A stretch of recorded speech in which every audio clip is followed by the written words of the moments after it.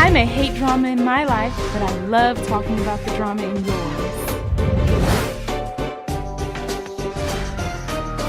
I may watch too much reality TV, but you're listening to me talk about it. Hey, what's up, everyone? It's a new week, new show. This is Fumi. And it's B. And you have tuned into a new episode of RealiTEA-V. Welcome, welcome. What's going on, people? You know, today's been a really annoying day. You know why?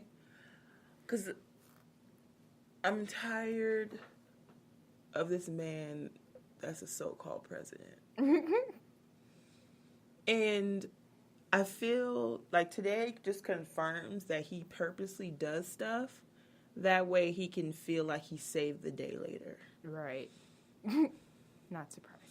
You know, it's like, oh, he signed executive action or whatever the fuck it's called, so that families are no longer broken up. And it's like, everybody's like, great, he finally did something right for those who aren't supporters, and those who were supporters who kind of like annoyed. Right. Because, of course, he does what he does best, is like backtrack. Right.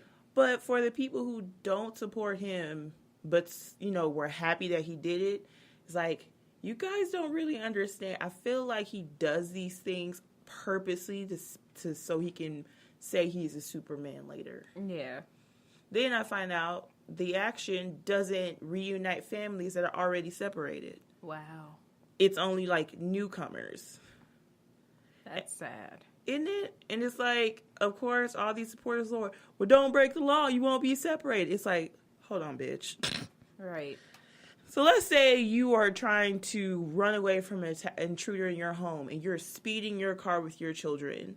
Obviously, speeding is breaking the law. Right. But it was done in order to get away from a threat. Right. So if you get pulled over and they feel like you are reckless endangerment with your kids, you know, they can be like, oh, well, we're going to take your kids away from you. They're going to be put in foster care. It doesn't matter that you were trying to run away. Right. We're just going to snatch your kids. And we're not going to place them with any family members that really want to try to help. Yeah, that's the crazy part. It's like, well, bring your kids, put them in a cage. Yeah. Because some people's argument to me was, well, if it was Americans and they break the law, they get their kids taken away too. I said, no, they don't. Yeah. Every single situation in every single Department of Children's Services across this country will place them with family members before they put them in a foster system. Yeah. Like, they will run out of all family options before they place them into a foster care facility. Right. So they still have the option of staying with family. Right.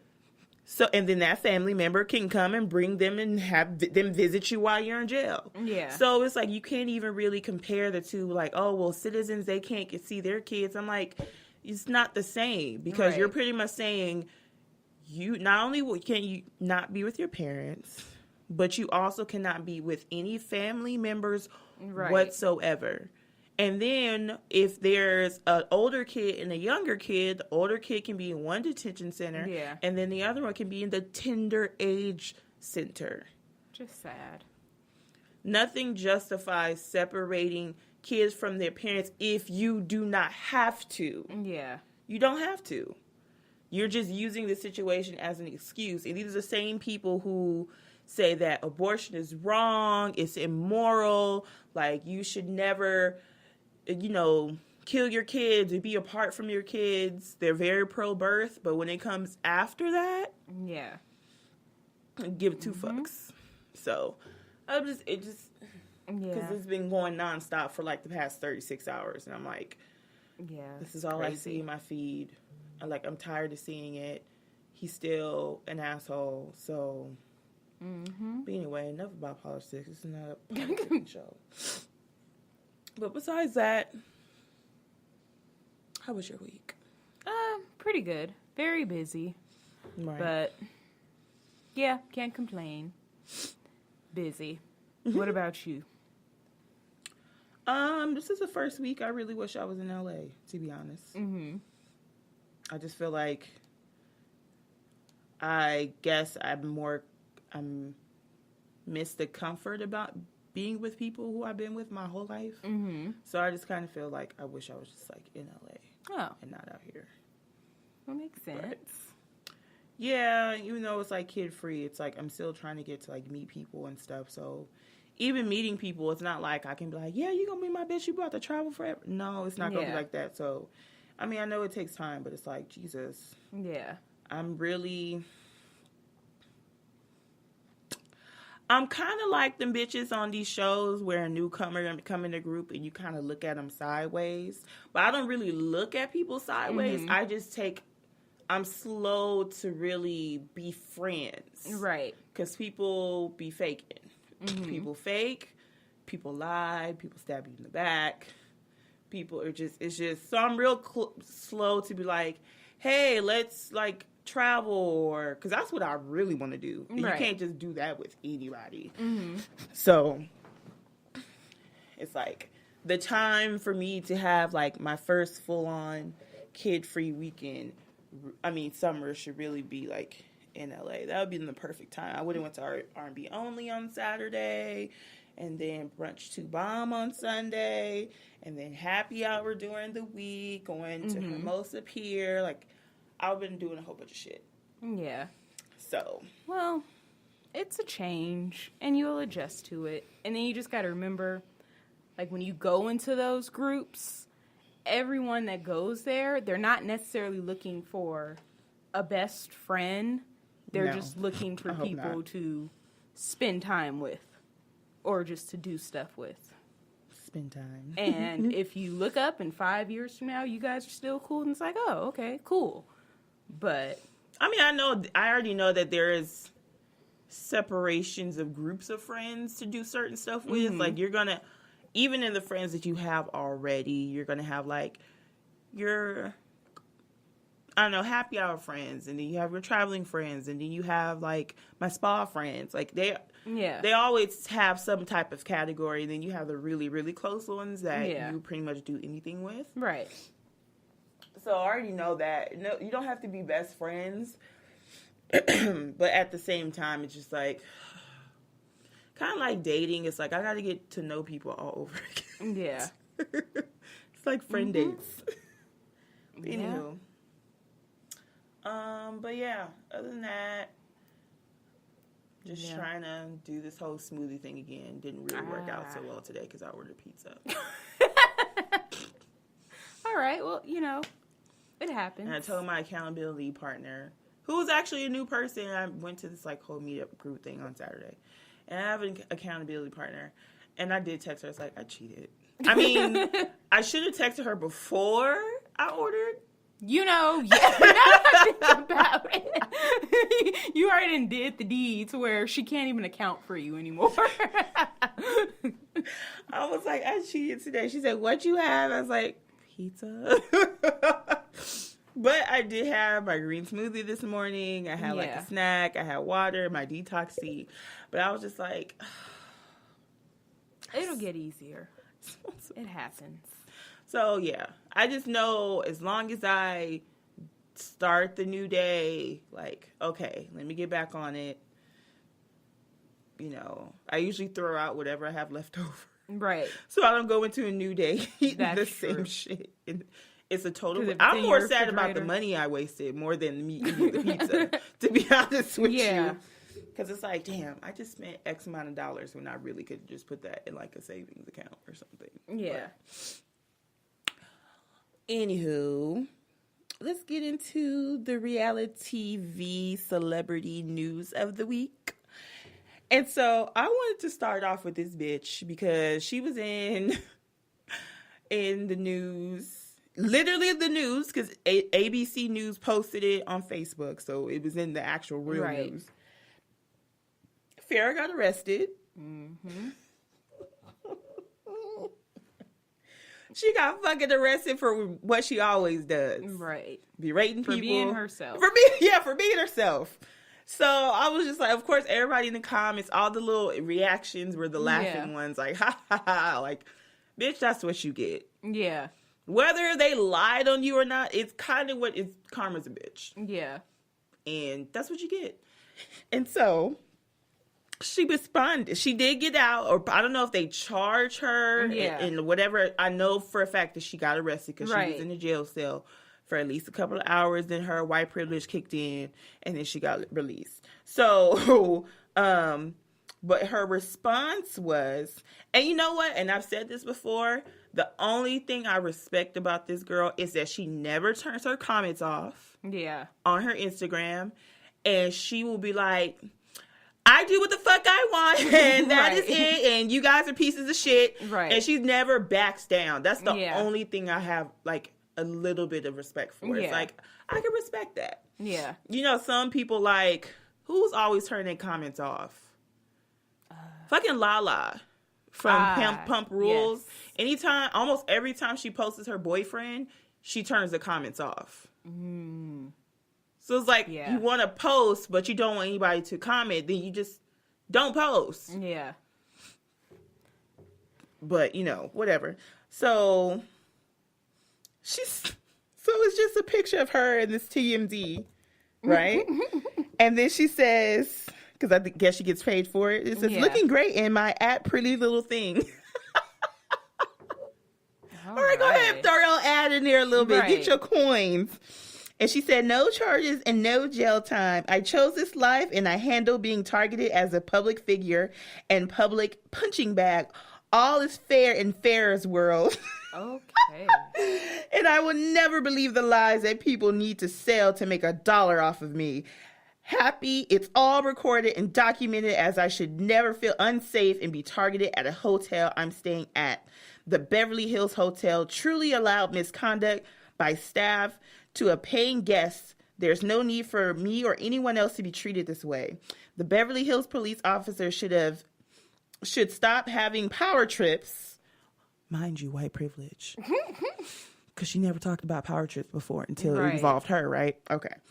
Power trips and lying and selling stories to TMZ while you let all of Beverly Hills to be robbed, car break-ins, stealing go on. Focus on really protecting the public and do good for Beverly Hills instead of creating made-up problems. Those crimes happen everywhere. Hashtag Farrah Abraham. Okay.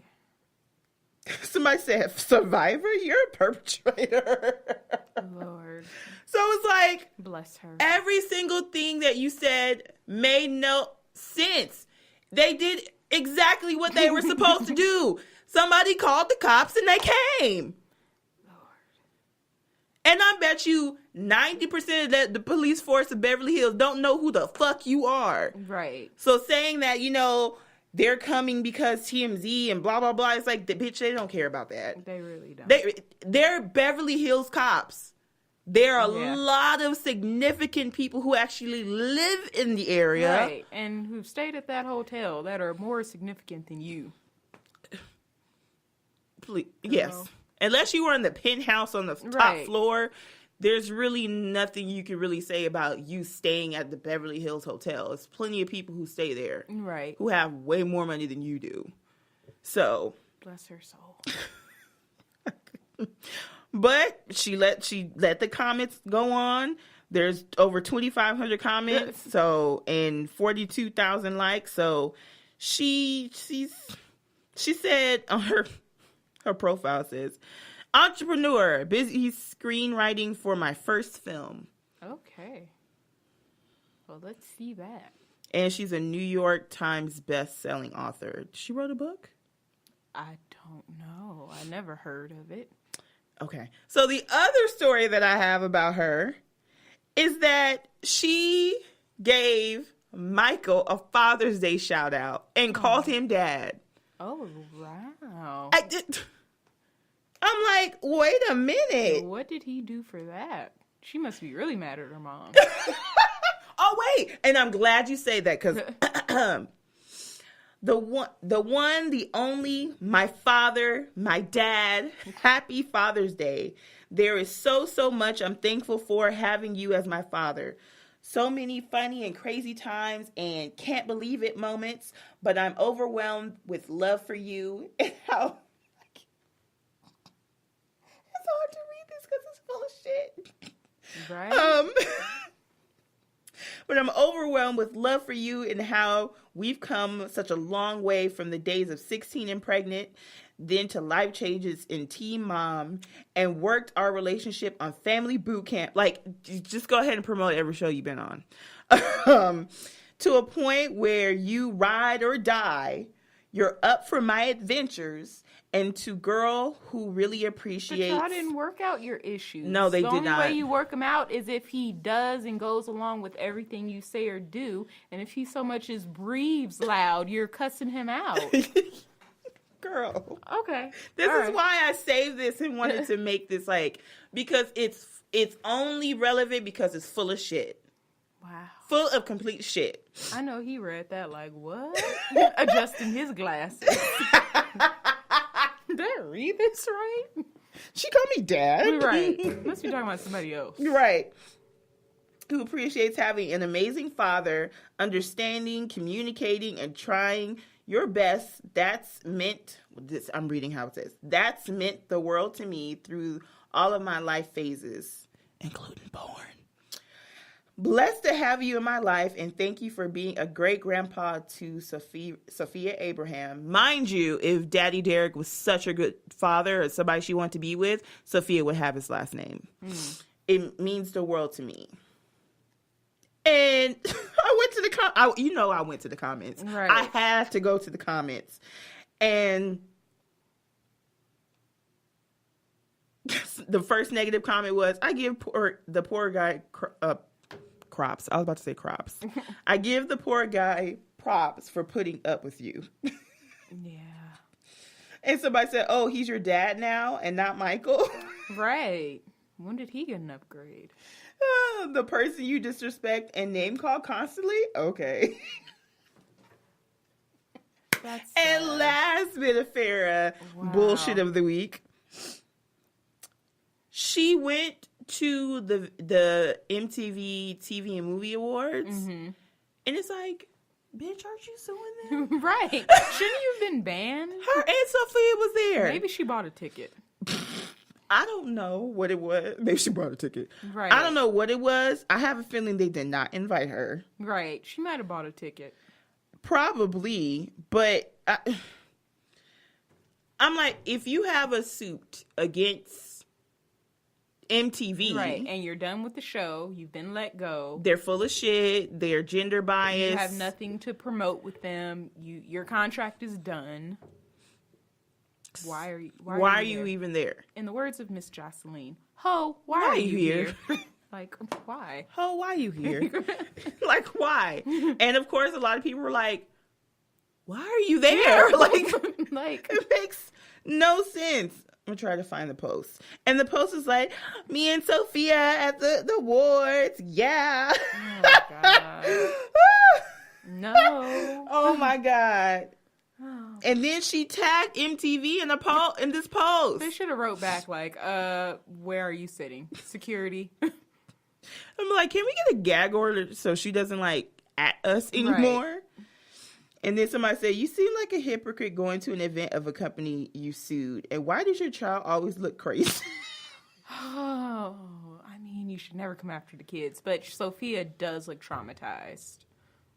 Oh. Yeah. What's that scary movie? The one with the child, evil child? Shit, there's a few. She just, poor thing. The Orphan? No. I don't know, but poor Sophia. She didn't ask to be bought into that. Not at all. And she said, thank you to MTV. No, bitch. You bought the goddamn ticket under a fake email, okay? Just like getting a free subscription. It's like that meme of Big Sean with different wigs. Right, like... She said, thank you at MTV for showing us how special and wonderful our mother-daughter journey is. Bitch, didn't you just say that they were like gender bias, all this kind of stuff using all of that against they're using all of that in the lawsuit. You dumb bitch. Like you can't do that when you're in a suit. That's like trying to file for custody against the father and telling the judge he's abusive, but then you post on Facebook. Best father ever. He's here every day, all the time. Whenever I call, he's there. Maybe her account was hacked. No. It's like 7 posts of her at the Hacked for a long time. 1, 2, 3, 4, 5, 6, 7, 8 posts dealing with her in that damn award ceremony. And then she has the audacity to. I'm pretty sure Chadwick Boseman doesn't know, but she took a picture with him and her daughter, and I'm like, Chad, I'm gonna call you Chad for short. You know she likes to call black people black monkeys, right? Right. Okay, don't do that again. But Probably like, can I go to Wakanda? bitch, no, you cannot. She's funny. And it's been crazy. And yeah, it's several pictures of her on her Instagram. Yeah. And even with Dr. Drew, I'm like, didn't you want to? Okay, all right. This woman is full of shit. Yeah. Just full of shit. But enough about her. That was the Farrah news of the month, I guess, because I don't think we need to talk about her for unless she gets arrested again. Right. But yeah, I just thought, I was like, this week has been full of shit for her. Because we recorded, last Tuesday? Yeah. And she got arrested on, Wednesday. I was like, fuck. We gotta wait until next week. Dang, she's been busy. Just busy. The devil has been busy. Mm-hmm. So, anyway, it was reported that Jocelyn has a new reality TV show. Yeah. I want to say it's being produced by Carlos King, who is really a super executive producer. He has most of the housewife shows are under him. Some TV One shows, I think 15 Minutes to Fame or something like that. So he's pretty good having all these shows, or at least being an executive producer of them. Yeah. I don't know exactly what it's for. Yeah. But she is going to be the executive producer of it as well. Cool. Yeah. So I guess hopefully if she's kind of running the show, she won't be as crazy. And hopefully if it's more family based, like her and her daughter, I feel like it won't be so much craziness before. Because it got too bad. Yeah. But, you can't deny some good Jocelyn one-liners. Yeah, she did. She had the good one. Right. She made Carly red. I have nothing to hide. Nothing. Okay. If you stop going to the blog, I'm going to tell everybody this, what's in this. And she's like, bitch, she was empty. Right. So I'm like, no, you had something to hide. Maybe it was your birth certificate. Right. Your real age. Oh, apparently it's your birthday. Happy 52nd birthday. Jesus. Carly. And it's like, you look amazing for your age. It's just the way you act at 52. She's 52 and never been married? Sadly, that's the least of her worries. Because I know she has a daughter that's 18, 20. She's probably in her 20s by now. Yeah. But it's like, oh. But I'm just saying, it's like, she tries so hard to get to that point in these shows, though. And we've seen her go through so many men. Yeah. And once they fuck up, he's full of shit, blah, blah, blah, that's why you bald. It's like, but you just wanted to marry him 2 weeks ago. Okay. Yeah. And then, so if you guys have watched Real Housewives of Potomac from the beginning, there was a housewife by the name of Katie. She was dating a white man. Mm-hmm. I believe they wound up getting engaged on the show. Mm-hmm. And she was previously married with someone that had kids. So apparently she lost custody of those kids. And she hadn't seen her kids in a month and a half. So it was pretty crazy. She did an Instagram post. I have not been allowed to see my children in a month and a half. And have had the police called on me the last 2 times I tried to have parenting time, including called on my mother, me, and my grandmother on Mother's Day. Please join me in a prayer that they will be returned to me by the courts in the next few days. Oh my goodness. Yeah, I don't know exactly how that happened. I don't know, because who's the breadwinner in that relationship? I don't know. You know, that's always a thing about, and because I didn't watch the first season of Potomac, but like marrying somebody when they have a lot more money or connections than you, it's like, if stuff goes wrong, they can really like fuck you over. And you know, it's crazy you said that, because I actually know somebody who knows somebody where the husband did make a significant amount of money. So not anything in the millions or whatever, but he was able to make $200,000 a year. She only made like $75,000 a year. So, I mean, it's better than the average for individual. Yeah. But, I mean, obviously, when you're going through things like divorce and stuff. Better lawyers. You can put up with that a lot harder and longer than the person who doesn't really have money. And a lot of it does come into play because you can't afford an attorney.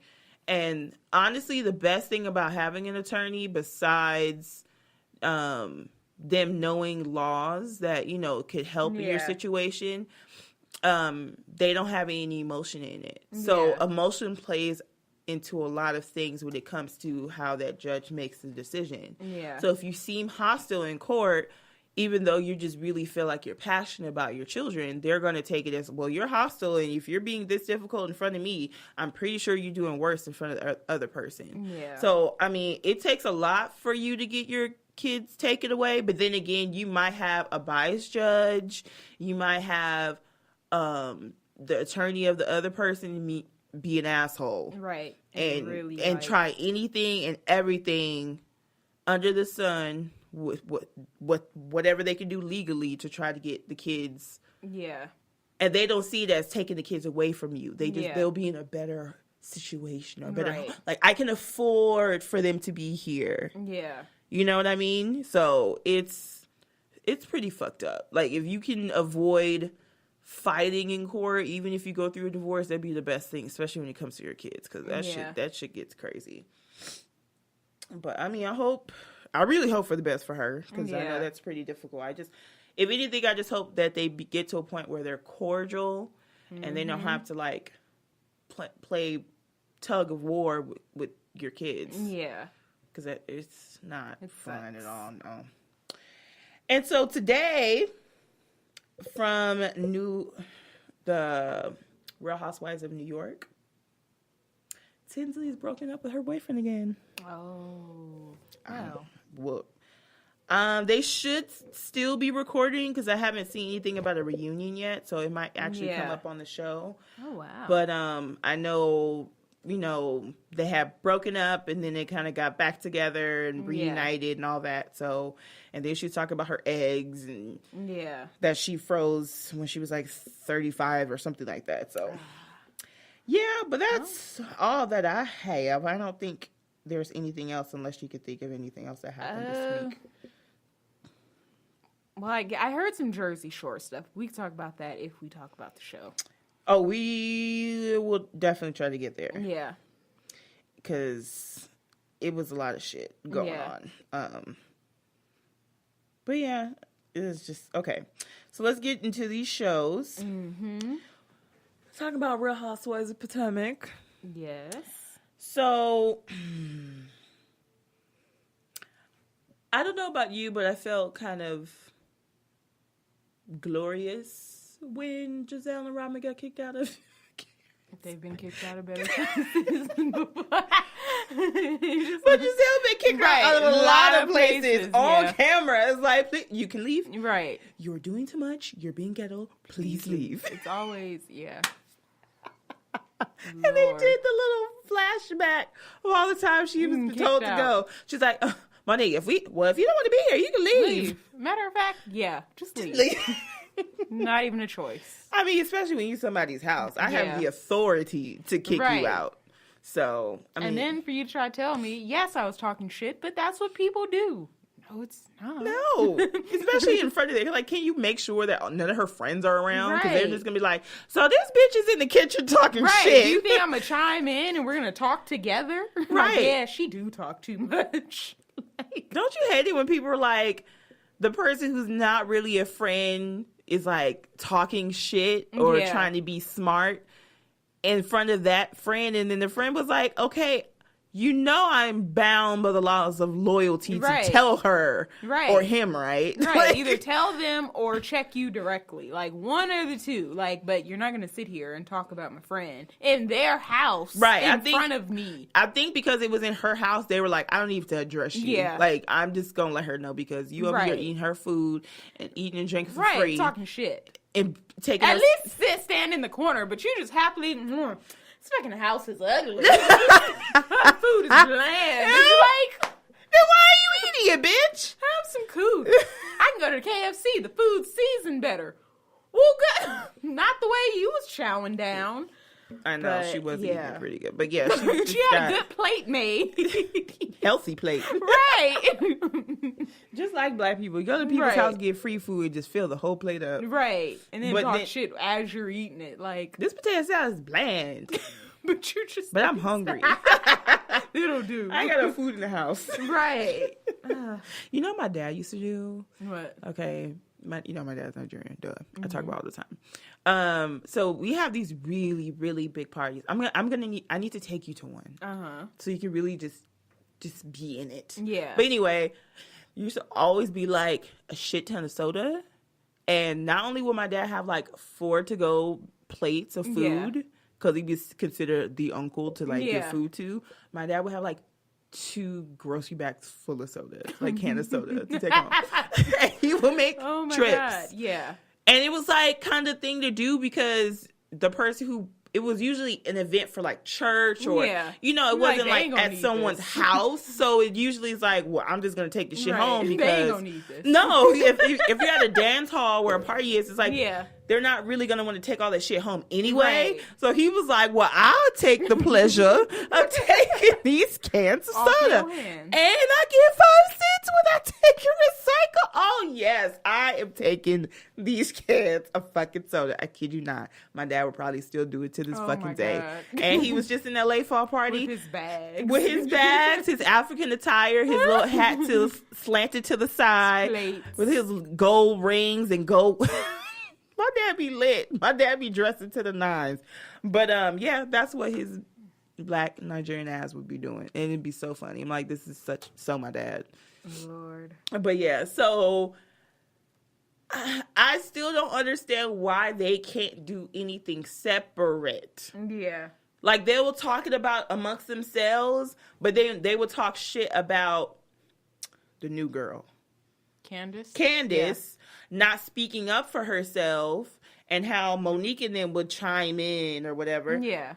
But they do the exact same fucking thing. Mm-hmm. So when Giselle wanted to pull Karen to the side, can we trust? She said, oh, no.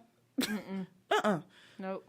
She's like, we can go outside here. It was like, we don't have to do it here at all. Right. And it was like, well, you thought you was going to roll up to her event and be like, look, bitch. And she was like, no. I'm not even going to give you the moment of the second of... And then she pulled her white girl, said, security! Right. Like, no. Security! You are not doing that Take here. These black fools out of my event. Right. Message declined. Take it somewhere else. I thought I would have done the same thing. And then you see her tell her daughter, like, this is why you have security. Right. Especially when it's like, I know you're here to try to start an argument with me. No. You're over here starting shit. This is a charity event. Please leave. And then she's like, did you go wear some dingy jeans to my event? You didn't even come in proper dress code. Yeah. So I would have kicked you out just for that. Yeah. You can go. But once again, it's like, take your broke sidekick with you. Yep, that's what I said. Welcome to my world, Robin. Take your broke sidekick with you. Oh, shit. And then, so when Sharice went outside, first of all, before you even get to that, why is Giselle talking shit about Kendall? Lord, yeah. She called her horse face. She was like, I don't understand why Karen would advise Sherman's horse face of an ex-wife over here. It's like, you just mad because she actually married him and he wouldn't return your phone call. oh, At least he married the horse face. He didn't even want you. the horse face is Right. better than you. He didn't even want you to be publicly seen with him in the media, even though he went on the show. I guess he got his little check and said, nope, this is all I need. I just needed to pay off some debt, and this check covered it. It cleared. You're gone. Please leave. Thank you, Bravo. Thank you for your services. Right, literally. So, but it's like, what does she do exactly for you to be talking shit and calling her a Right. horse face? Mary Sherman first. Who was that? It was like, anybody that was with you is, against me. It's like, but they were with them 10 years ago. Doesn't matter. What? Like, He's mine now. It's like, all right, calm but he's down. not even yours. Right? And then it's like, and then Karen was like, bitch, I was friends with Kendall longer than I was with Giselle. Yeah. So I'm going to invite. But in the back of my mind, I know that Karen was being petty. She was. 10 and to it's okay 15%. because Giselle's had it coming all season. That's the only thing. Like, yes, you were being messy, Since the but series began, really. yeah. I feel like she's been getting worse and worse every season. But it's like, she's really tried it with you this season. So, you see a chance, take it. And she's like, she doesn't even know that me and Sherman are broken up. And it's like, it actually makes it a little bit better. Right. 'Cause now This is you're a hurt. woman that got to the point where you couldn't. Right. After a year and a fucking half. Can you imagine being in your 40s and you with somebody for a year and a half and they're just like, You know what? No. I'm good, love, enjoy. Yeah, like, kind of that's just, so rude. just leave. And I'm just like, maybe he does. I mean, he is kind of into the kind of light bright, so that's not really an issue. I mean, they had kids together, so it's not like you got kid baggage. Right. Like she, I don't think she had any kids before Sherman. So it's like, what are you mad for? Why? Yeah. Just because. And Kenneth was like, yeah, I know she saw me. And she just kind of felt, oh, and I forgot. So I did a little poll on Twitter. And I just wanted to know, like, how the audience feels about certain things that we discuss on this show or potentially will discuss on this show. So I asked the world, well, anybody who saw it, do you feel... Where is it? Do you think Giselle broke girl code by dating Kendall's ex Sherman? Now, 93% said no, fair game. Mm-hmm. And 7% said yes, she was wrong. Now, I don't know if people know the whole situation of Kendall and the history that is. Just kind of like we were discussing last week. I feel as if there was a situation where Kendall had Giselle's number programmed in her phone. Right. I feel like there could have been at least a discussion like, so, I mean, we're not like buddy, but right. I'm just going out with Sherman now. Right. And, at least. Yeah.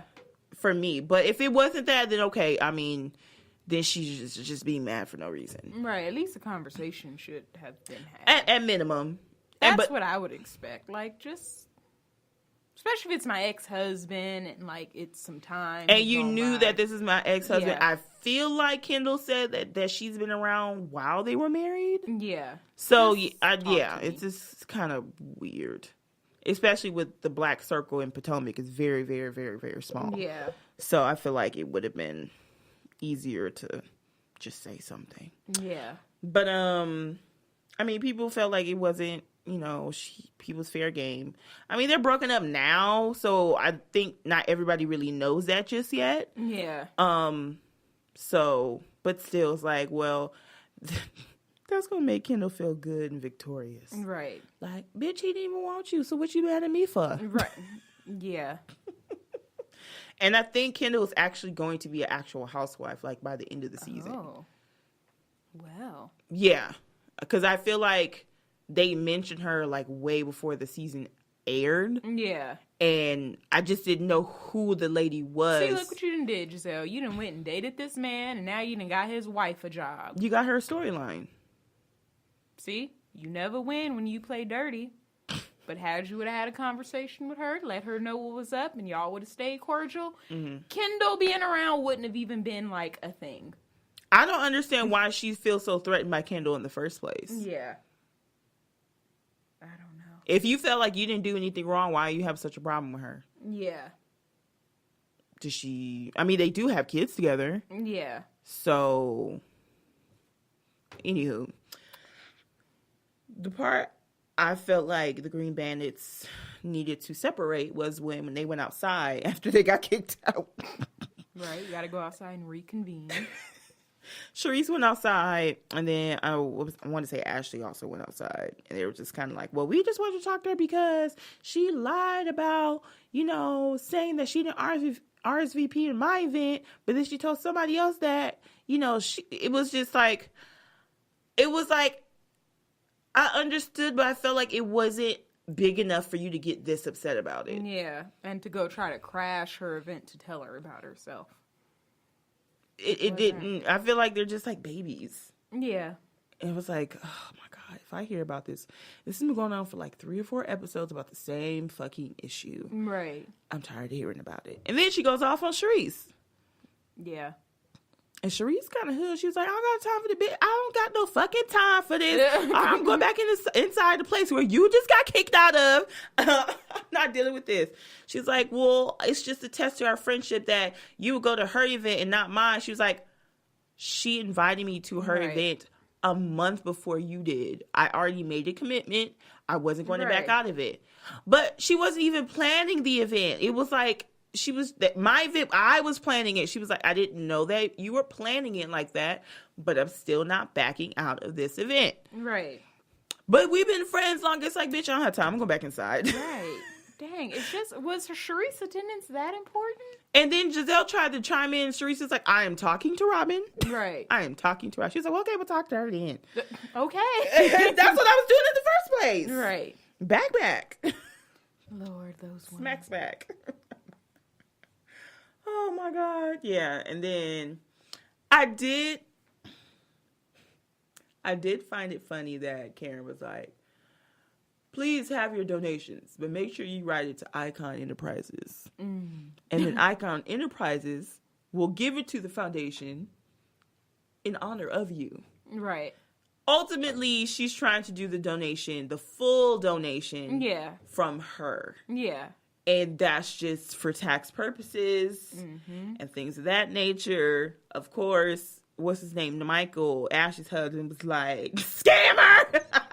Look, get in where you fit in. He said, I ain't writing shit to Icon Enterprise. And he's like, you get it? Icon. Wow. Oh, my God.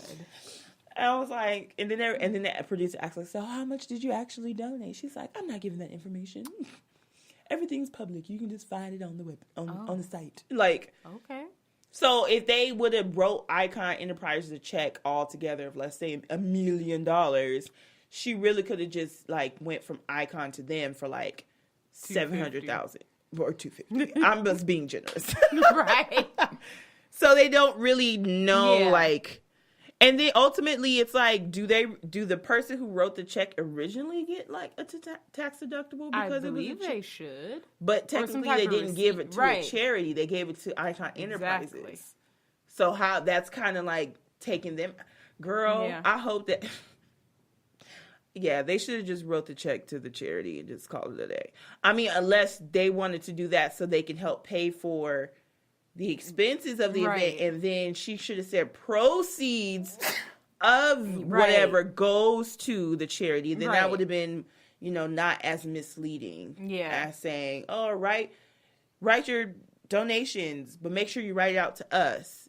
And that just kind of seems kind of sketchy. Yeah. So, I mean, I thought Michael's comments were pretty funny. Get it? Wink, wink. Right. Wow.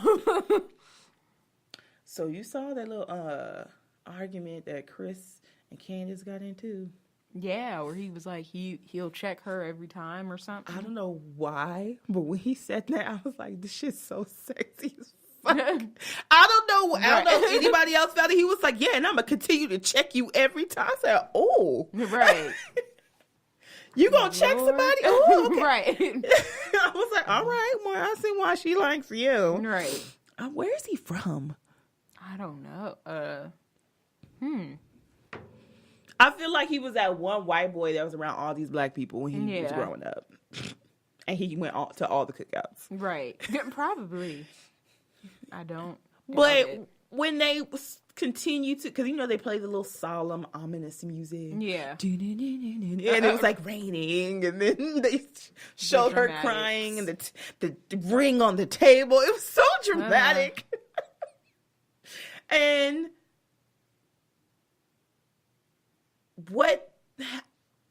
how they got to that point was the pettiest reason it always of all is. Fucking time. Because when he started to, he was like, well, all I did was ask you to hold something because I have to make a phone call. You could have waited. I'm like, all this over because she didn't want to hold her own bag? Really? Yeah. And she's like, but what you said was just so horrible, just so disgusting. And I'm thinking, what'd he say? Right. Bitch, what'd he say? I know other people say it about me, but I'm like, bitch, what did he say? Right. You called me spoiled. I said, bitch, are you fucking serious? He called you spoiled, and you decided to call him a spitting image of his deadbeat father? Yeah. Wow. How? Lord. What? Lord. She's like, I know it seems minute, but I just said people just call me these names. Bitch, I want him to continue to check you every single time. Oh my God. Well, those be the ones too. That get married? Yeah. I know, right? You gonna stay. Right. He's like, do you remember what you said? She was like, nah. He was like, well, I'm about to read it. He said, oh, she was like, oh, okay. And he read it verbatim and looked at her like, bitch, this is what you said to me. And you know how I feel about this. She's like, well, I'm sorry if I compare you to your deadbeat father. Like, oh, bitch. Yeah, you one spoiled little bitch. Yeah. And you took your ring off for that? Yeah. Unless you're taking your ring off to take a shower or like a life-changing event has happened in your marriage or engagement, for you to just be that quick to be ready to just take your ring off, that alone is a sign of like your marriage is something not ain't last. Really, yeah. And then you're gonna get mad because your mom tried to warn you. Remember her mom tried to talk to her? She was like, Mom, I don't want to hear it. You're making me, prepare as if my marriage is going to fail because of what happened between you and my dad. And then, of course, she's going to be sitting there like, I told you not to wear that white boy. All right. But I'm like, no, you about to lose. I was going to say he about to lose him, but he just seemed like that alone, he stuck around. He was like, well, can you put your ring back on? I thought, oh, shit. Okay, well, you're just going to be marrying her, and then she's going to do this 10 years down the line. You're going to get annoyed, and then y'all going to have kids together. Then y'all got to get divorced and blah, blah, blah. Mm-hmm. And by that time, your restaurant, you might be flourishing in your restaurant, and you make more money than she does. And then now you got to pay alimony and child support and spousal support and all this bullshit because you decided to overlook the spoil comment in which she took her ring off. Yeah. And you're just going to be like, well, shit, now I got to pay all this money. Mm-hmm. Damn. Best of luck. I love how that's like your conclusion. Like, well, best of luck. Best of luck. Hope for the best. Yeah. Blah, blah, blah. And, but I was kind of crazy because I was just like, am my ears hearing this right? Right. Like, because she got called spoiled? Bitch, you are. Yeah. I started to have my doubts about her when I realized she's trying to spend $160,000 on a wedding. And she's not paying for it. Do you know? I mean, I will take the $160,000, but I would make that fucking wedding work for $50,000, pocket that $100,000, put a down payment on building me a new house. That's a real bitch right there. Go to Europe and Switzerland and all the places for like a month. Mm-hmm. And we still getting Airbnbs. Come back with the air maids. We get Airbnbs. They cheap as fuck once you get over there. Like, yeah, I'm like... It's like so much more you can do with that money than just spending it all just on the wedding. Right. And it's for flowers to go. Did you see the clip of him going through his little math? Yeah. He was like, so it's $100,000 and then this is what so you take that money away from here. And then he doesn't really have money like her mom. Not her mom. Yeah. So he's really looking like in his mind, you know, kind of like us, like, do you know what the fuck we could do with that money? But then she keeps bringing up a budget. Like, it's still over budget, but it's like, bitch, you kind of like have to bring down your expectations if you're trying to stay under budget for a budget that you're not even dealing with. Yeah. And then when your dad was like, no, I ain't got it. You're like, like $50,000, you can have the most magnificent wedding ever. I mean, ultimately, it really is for you. Anything that you buy that's like really extravagant is to appease the people that are going to your wedding. Right. And mine about to be, it's not to be cheap. It's not going to be cheap. I know that much. But I want Nigerian food. In most places, you can't bring in your own food. Yeah. They have to cater it themselves. Yeah. And I know people ain't serving jollof rice and puff puff. So I'm probably going to have to just bring in my own, go to a place where I can bring in my own food. Yeah. And most of those places aren't crazy expensive. Unless you do like a haul or something, then it's just like, and I feel like y'all people old enough to serve yourself, so this shit gonna be buffet style. Fuck that shit. We about to have burners and little foil plates, and y'all go over there and get y'all food on your own. Only person that's gonna be served is me and my husband. Right. Bridesmaids. Lord, give me my plates, please. But I'm not spending that kind of money on a wedding when it's really not necessary. Yeah. Now, especially when you're not paying for it, like, you know, my dad. My goodness, dad's supposed to be paying for this. I can't even imagine if my mom was like, "Well, I can give you $30,000 for your wedding." You know what? We about to take $15,000, make this shit work, and I'm about to take this other $15,000. I'm about to like. I mean, I kind of really want a really good honeymoon. Yeah. And like. My house not too long after. And it's one thing if like both of y'all bank accounts is like y'all both got it, and then your in-laws is like, well, we got this. Then it's like, okay, do whatever you want. But after you have that magical day, and then it's like, all right, we're back in our little 2-bedroom condo, and you know, I gotta be to work the next day, and I just spent $100,000. No. Can you imagine? You spend $100,000 on your wedding, but the house is not fully in your name. No. Or you and your husband's name. Yeah. I think even with my extravagant like taste, I think I can make the perfect wedding for like 150 people. Because you know exactly, like you have a certain type of lifestyle that you want, but then you're still realistic. Like, a bitch to be don't be having money like this, so. I'm going to try to make it all work. Right. You know, so that's just kind of how it is. You do that in your regular day. Like, I got $100, but I got to get my feet and my nails and my hair done. How am I going to do this? Well, feet, I can just take a pumice stone and that's exactly what I'm talking about. That's nails, I don't need acrylic. You automatically just figured it out. That's exactly what I'm talking about. Like, I can do my feet. Let me go get a pumice stone. Let me go ahead and get over here. I got a nail kit so I can sand and buff and take my cuticles off for my feet. Right, my nails, I don't need acrylic, so that brings, it's like, So it's really going to be going to hair, right? Right. Okay. That's what I'm saying. This bitch is like, I only have $100 to get my hair and my nails and my feet done. Let me go to my mom. Yeah. But then when she goes to her mom, she's like, well, I want the works. It's like, okay. And then I don't want to hear your mom's opinion. You can't do that. Yeah. If I'm writing out the check, you gonna sit through every little thing I gotta say. That's the stipulations of getting my money. And as with most people, like, well, if I'm paying for this wedding, that's why some moms and stuff be like, well, I'm paying for this wedding, so I have the right to have an opinion on what dress you should wear. As backwards as it seems, but that's what happens when you give people the power to say, hey, I would tell my mom, like, okay, you are helping with this wedding, but you're paying for the venue. Right. That's the only thing you have any say-so on. Right. Then you can kind of like, delegate who is helping towards what. But yeah, if you helping with the venue, I don't need you talking about my fucking dress. Because that's not what your money went towards. But I don't know. This is, okay. All right, Candace. You can go ahead and be spoiled. Continue to be spoiled. Your man is still there. And he's going to continue to check you every single time. Right. And yeah. Best of luck. Yeah. And up next, Real Housewives of New York. Yes, Not too far from the Potomac. Big Apple. I love the East Coast, how nothing's really super far.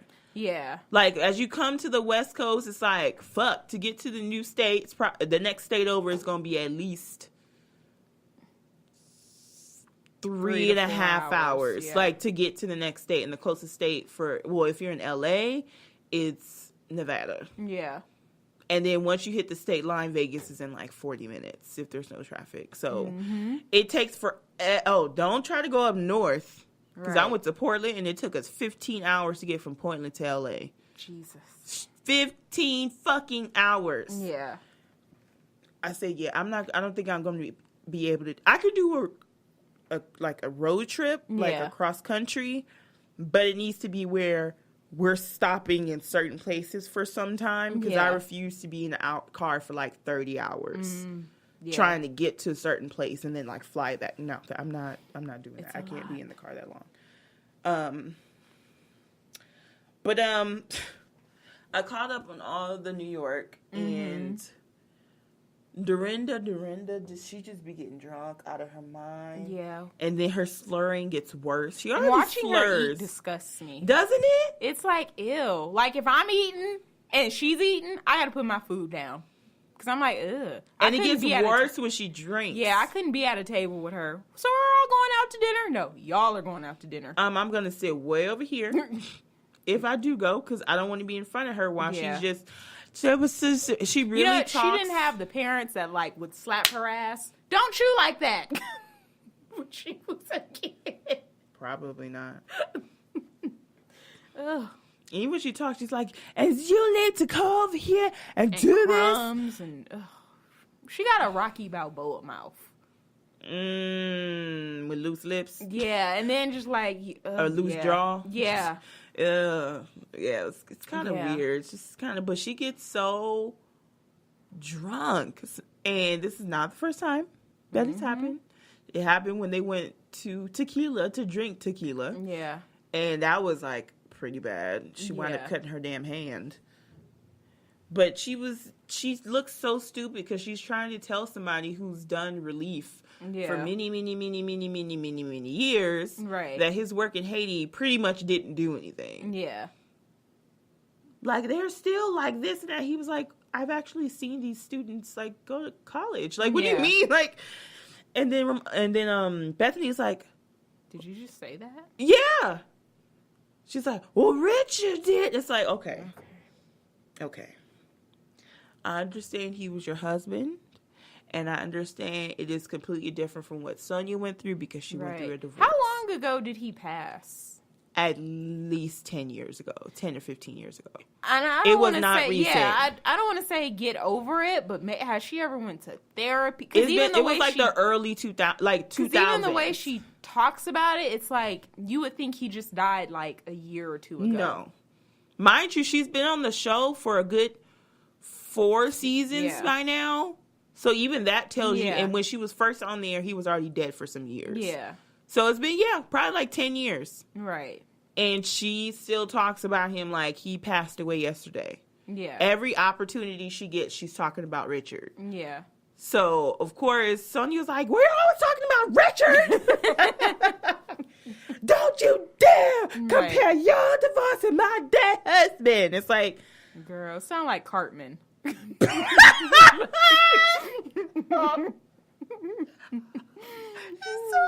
I could just be a fly on the wall for some of those fights, like, I would really be like Mimi. And I guess then you start talking about your husband. My husband died. Your husband divorced you. Like, okay. I love me some Cartman. Right. Cartman is so fucking funny. I haven't watched fucking South Park in forever. But anyway, yeah, she was just, okay, it's like, okay, we get it. Richard was a great husband. He passed away when you didn't want him to. It's sad. It's unfortunate. But to try to belittle someone that you just met, right, because your husband was better than him, even though you don't know him, is pretty sad as fuck. And then when Bethany tried to talk to her on the plane the next day, she had the audacity to say in her interview, "Oh, Bethany just thinks that she doesn't do anything wrong." And it's like, bitch, you just tried to insult the man. Right. Like, that's not even the point. Like, you got drunk and you did too much. Like, what does Bethany being wrong or right have to do with anything? And then when she was like, well, you don't want me to go? And she was like, right now I don't. She's like, you just ruined everything. Just got up and walked off. She should have took the glass with And her. even after she left, she was still trying to be like, she'll hate herself later. Like, I know this is just, she's just drinking and blah, blah, blah, blah, blah. I'm like, Bethany actually did really good to try to salvage any type of bridge that you have with them, with this whole, and then it's for charity. Like, it's relief. Like, people are dying.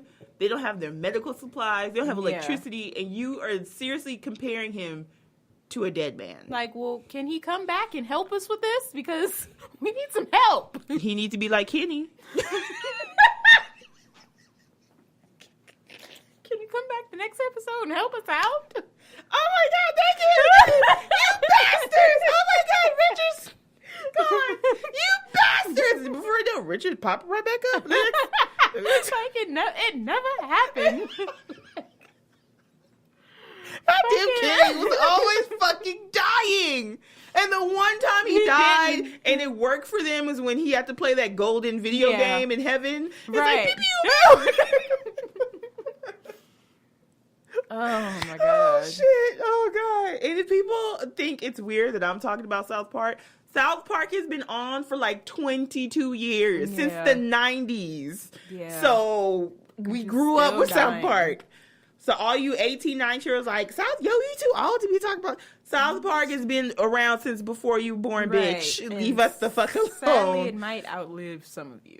Right? The way it's going, right? It's so fucking funny. They have some of the best episodes of all time. Yeah, Michael Jackson. Yeah. What's that detergent? Tide? No. The little infomercial detergent. Oh, OxyClean guy. Yes. The Chipotle episode, like you're burning your asshole for Chipotle. Chipotle way. That's what the spray was called. And it's just when Snooki was like a rat. Oh my God, it's a Snooki. The movie where Saddam and the devil became lovers. Yeah. He was like, Saddam, you cheated on me. He was like, what's up, baby? Like, it's okay. Show's a classic. It really is so good. It's so bad. It's so Dorinda. good. How did she lead us to South Park? I know, because she sounds like it. Just slurring and all that kind of stuff. So, don't forget Mr. Mackey. Okay. Oh, yeah. Okay.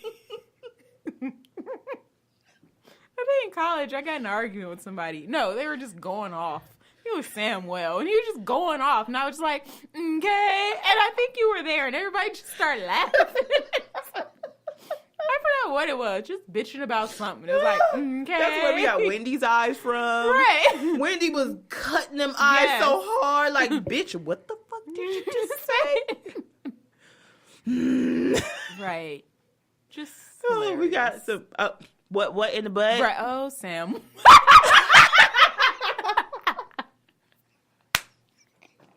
I said, what in the butt? I said, what Fucking in the butt? This real good stuff. I mean, obviously it didn't originally come from South Park, but anytime they saw something in the media was politics or a meme or viral video, like reality TV, like it was always in the show. So if you missed the news, just catch that week's episode of South Park and it's gonna be in there. Fucking hilarious. All right, let's get back to New York. Oh my God, that was funny. So I'll leave that for last because that's what we really want to talk about. But I've always been annoyed at Ramona, but I feel like she's getting more and more annoying every season. She's so funny when she, like, goes off on people because she, like, kind of shakes and her eyes flinch. And you don't support women. It's like, it's you, the way her lips go and her eyes like, blink, and she's like shaking. Yeah. And she's like, remember she was on that bed? And like her whole body was convulsing. It's like, bitch, stop being so dramatic. Yeah. How dare you? She's like, well, I just wanted to call because I heard that you said blah, blah, blah. She's like, oh, wait, but then, what's her name? Dorinda. Right. Was so upset because you didn't say thank you for getting a nutcracker. She was like, well, she didn't say anything to me. Like, and I took that whole situation very different. Yeah. Because she was like, I'm going to cry. You guys saved Christmas. And then he was like, she said thank you to the guy. Yeah. But then I guess since she didn't say thank you to Dorinda, everybody took it as like she said fuck Dorinda. Yeah. And then when they sat down on the couch, she was like, you saved Christmas. Right. Is that not equivalent to a thank you? Yeah.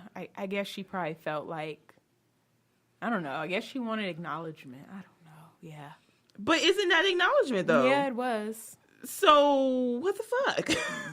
She wanted more. She's like, I got a nutcracker. You didn't say thank you. It's like, well, she's like, what do you want me to do? Like, cut my hand out? Like, what did you want me to do? Anyway, but she's always bringing other people's shit into the stuff that's has nothing to do with what's going on. Like, if it's between me and you, I don't need to know what's going on with Dorinda and what Dorinda said about me. Dorinda has a problem with me that she needs to come to me and say it. We'll handle that. Right. We'll handle it. And she was just going off. I said, oh, don't drop your phone on the concrete now. You'll be getting really little dog. really upset. Right. Like typical rich Manhattan woman. Right. And then Tinsley, oh my God. I didn't realize Tinsley, I guess she really was a big deal in New York. No, she is. She was on an episode of Gossip Girl, playing herself. But I was like, Tinsley. That's how you know she's big deal, because it's very rare that you play yourself. Yeah, she did. But yeah, I think the Mortimers are like a really big thing. But of course, since we're not in New York and we don't see Page 6 and stuff like that. Like, and it's a New York-based show. I was like, completely makes sense. Yes. Yeah. So, yeah, she was a pretty big deal. So when she got arrested and stuff, that was even a more big deal. Yeah. Because it's like, this bitch got arrested. Yeah. She has a mugshot. Right. So, of course, how she told Carol, we go get drinks. I said, it's okay. I probably would have said the same thing, not even thinking, like, you want to come over? She was like, wait, no, never mind. I would have did this and be like, wait, wrong choice of words. Because that's really like, you know what? It's okay. We can go get drinks. Come on here. Fuck, no, never mind. We can get water? Right. But, yeah, Tinsley is just so... I don't know how to explain it. She's an airhead that doesn't irritate me that much. Yes, that's exactly how I feel. Just be in her world. She's like right at the cusp of annoying the fuck out of me. And that's where it's like, okay. But then she says, close your mouth and close your legs. And it's like, okay, I like Tinsley. Yeah. She's like, I pay my own bills. I can pay my own. And then I like when it says Tinsley's hotel apartment. Right. It's like, bitch is paying $10,000 a month. Right. A fucking month. To get room service. Yeah, I thought it was funny that Sonia had to stay at her place. She was like, I just need a place to stay for like 2 days, January 12th through. She's like, well, I have rules. There are no rules. Right. You can get packages here. Right. You can bring men here. Like, it was just like, bitch, I'm going to show you exactly how ridiculous it was to stay. And then they were doing the flashes. She really went off about getting her packages. She's like, you don't call my staff to get your packages, you get your own packages. They are interns. She's like, you can take the elevator. Right. They are one resume submission away from quitting. Oh, yeah. Of course. As soon as someone paid. But I think she got rid of all of them this season. I haven't seen one intern. Actual staff. Yeah. I think she only has like maybe a housekeeper. Yeah. But as far as she said something where she got too used to too many people being around in her life and making her life function. So she kind of got rid of all her like interns and stuff, which is like, it's a good, good thing. But, and Not only that, when she arrived, this bitch had a Louis bag for her. She's like, oh, here's like a sleepover bag with stuff in it. Wow. And I'm like, can I stay? Right. And then she got her like her own separate suite. I was like, this bitch. That's hospitality. Isn't it? Right. And this lady's like, oh my God, you got me a bag. Just going off. And then I was like, damn, that kind of sucked because you were kind of a bitch when you compare like the two situations. Like, you can't bring people here. She's like, don't take the elevator when I'm not here because if you get stuck, then that's your problem. I mean, okay, I get it, but really? I'm like, can you get it fixed? Like, right. That's broken down apartments. You know, I've been kicked out of better apartments. Don't go to the Morgan townhouse. You get stuck in the fucking elevator. Jesus. And it is like 3 levels, so minimum. But yeah, that was kind of funny. And Bethany, they just showed her like her whole relief efforts with Puerto Rico and giving out the cash cards and stuff like that. But Carol, and I don't know what's to I can't put my finger on it between Carol and Bethany. I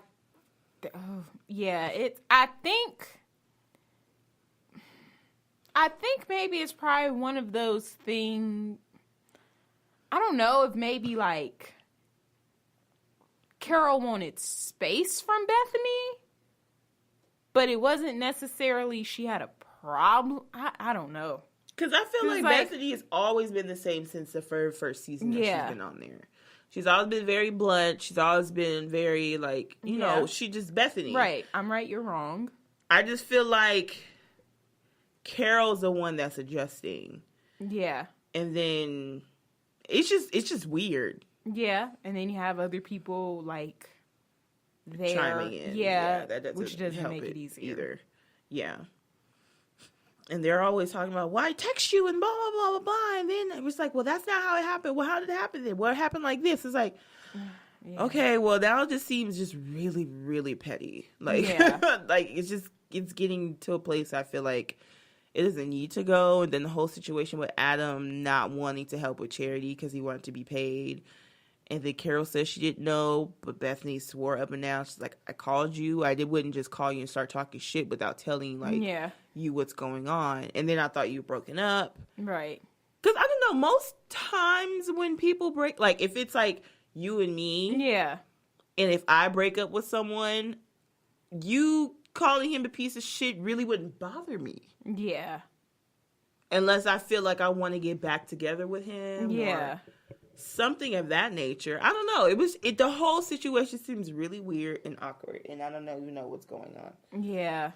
And then that whole situation where when Carol left that event and Bethany was like, "Is everything okay with her?" She seemed sad. Like she didn't really say it in a bad way, in a derogatory, malicious way. She was just like more of a concern. But here come Ramona ass. She was saying that you were sad, that you were depressed, and that blah. She's like, well, I'm not. And then that just made the shit worse. Yeah, because then when they said that, then Sonia went back and told Bethany, and it was just like, Lord, okay. Yeah, it wasn't really in like a talking shit kind of way. It was literally like, do you guys know something that I don't know because she seems different? Yeah. That's all that she was really saying. And then, of course, Ramona just fucking... She always instigating some shit. She's like, oh, Bethany said that you were a puppet. And then she was like... Carol's like, I don't think Bethany would say that about me. Yeah. And then, of course, she had to like, did you call me a puppet? Because Ramona just said, she was like, I don't remember using the word puppet. Yeah. And which she did. Well, that's what I mean, maybe I just used the wrong word. It's like... Ramona, shut the fuck up. Don't you got some turtle time to do somewhere with your Pinot Grigio? I miss that, Ramona. Turtle time, woo! I think ever since she got a divorce, she's just been fucking up with people's lives. Yeah. That's really where it really started. Yeah. Yeah, she was never a favorite of mine. No, she wasn't a favorite, but Turtle Time Ramona was definitely better than this messy shit going on. And then it's worse because they're supposed to be like classy, rich white women in the city of New York. Yeah. And so that makes it worse because you're being messy. Like things like Carly Rae, we expect messiness because she's full of shit and trash. But when you are of the upper echelon of Park Avenue in Right. New York, it's like you kind of expect something a little bit different. Mm-hmm. But anywho, the housewife you really want to talk about, Right. Miss Countess Luann de Lesseps. Mm-hmm. Minus the Countess. 'Cause she's Right. Who is not a loser. She really lost her title for no fucking reason. That's so fucked up. I would be mad. I'm like, can I get an annulment so I can Right. go back to my Countess Yeah, title? But they were married for like 7 months, so Right. it was too long for an annulment. I would have had to look up, like, what's the time limit to get my an annulment and get my title back? 3 Right? months? All right, let's... Yeah, but like people were saying after they found out, everybody was like, why is she going to Palm Beach? It's like she tried to justify going to Palm Beach because her brother was somewhere and that's what she was flying to.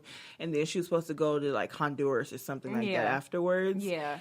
And sure enough, she got drunk as fuck. And that video, I will kill you. Right. Getting out her handcuffs and she said, let me out of here. I'm like, Right. bitch, okay. If you were like 3 shades darker, you probably would have been at least tasered. Yeah. A minimum. Oh, yeah, they don't taser black people anymore. She'd have been shot. I said minimum. Right. I said minimum. Right. They mistake their guns for tasers with us now. It seems like their tasers disappear when it's a black person inside. Right. Like, we only have Like, guns. aren't you trained to know where the taser and the gun is? How are you mixing up the two? Aren't you supposed to know which one, Right. what time to use what Since thing? when does a taser have a trigger? Like, I have questions. I have a whole bunch of questions. Right. But, yeah, it was sad. Because, like, you were coming from a hurt place that any of us would have been. But, girl, you should have just... Let it go. I wouldn't have went. Yeah. And I think a lot of people were... Oh, my bad. I think a lot of people were thinking, like, and they didn't really say it, like, bitch, why are you going to... Like, you got that yacht situation that happened was there. Your trips were there. Like, there's so many things that happen in Palm Beach. And then you go there, and she's like... After the whole situation happened, she had her interview. She was like, yeah, we went to this restaurant, and I remember that's when I did X, Y, and Z with Tom. Girl. And then we sat at the same table that we used to sit at. Regency. And she was just like, I just got really drunk, and it just, I just didn't realize how much it was really affecting me until I went as far as, like, getting arrested. And her shit was, like, felonies. So she's like, at least mine are misdemeanors. Right. Yeah, there's a bit of a difference. Oh my God. And then she's in that floral dress, like, in court. Still looks good, by the way, actually. Yeah. But, and Tinsley's like, well, at least somebody else has a mugshot in this group. It's not just me. Well, let's get drinks when you get back home. Oh, wait, I forgot. You got arrested because you got drunk as fuck. I would just send her, bitch, fuck you, okay? Like, just shut up. Oh, God bless her heart. But it's like when she talks, kind of like, yeah, I don't think she knows any better. So that's the ditzy part of her. It's like, really, bitch? Right. But I think I probably would have said the same thing. Right. At least mine are misdemeanors. I mean, bitch, you were still in jail. Right. Okay. She's like, maybe we can compare mugshots and blah, blah, blah, blah, blah. I think she just had so much. It's one of those things, like, when you're not the only one, you can kind of, like, breathe about it. Right. Because there's, like, such a stigma against it with everybody else. Kind of like me.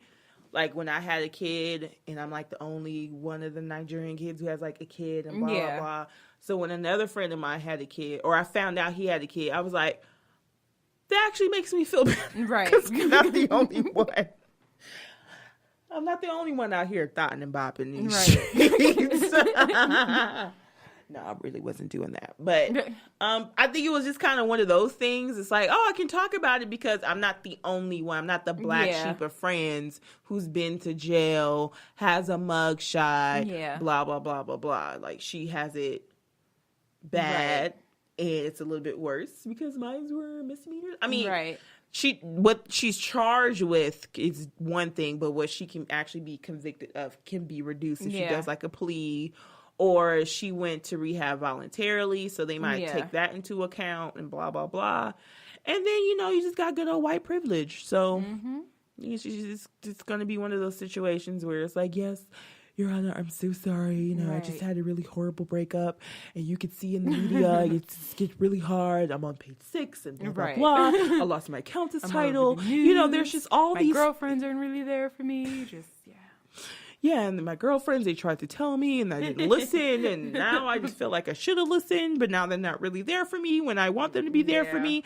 It's just so much going on, Your Honor. I just, I went to rehab, and I paid my dues. I have my millions of dollars, and this just wouldn't happen again. You know what? I'm going to donate $50,000. Oh, my God. To DARE to make sure that this...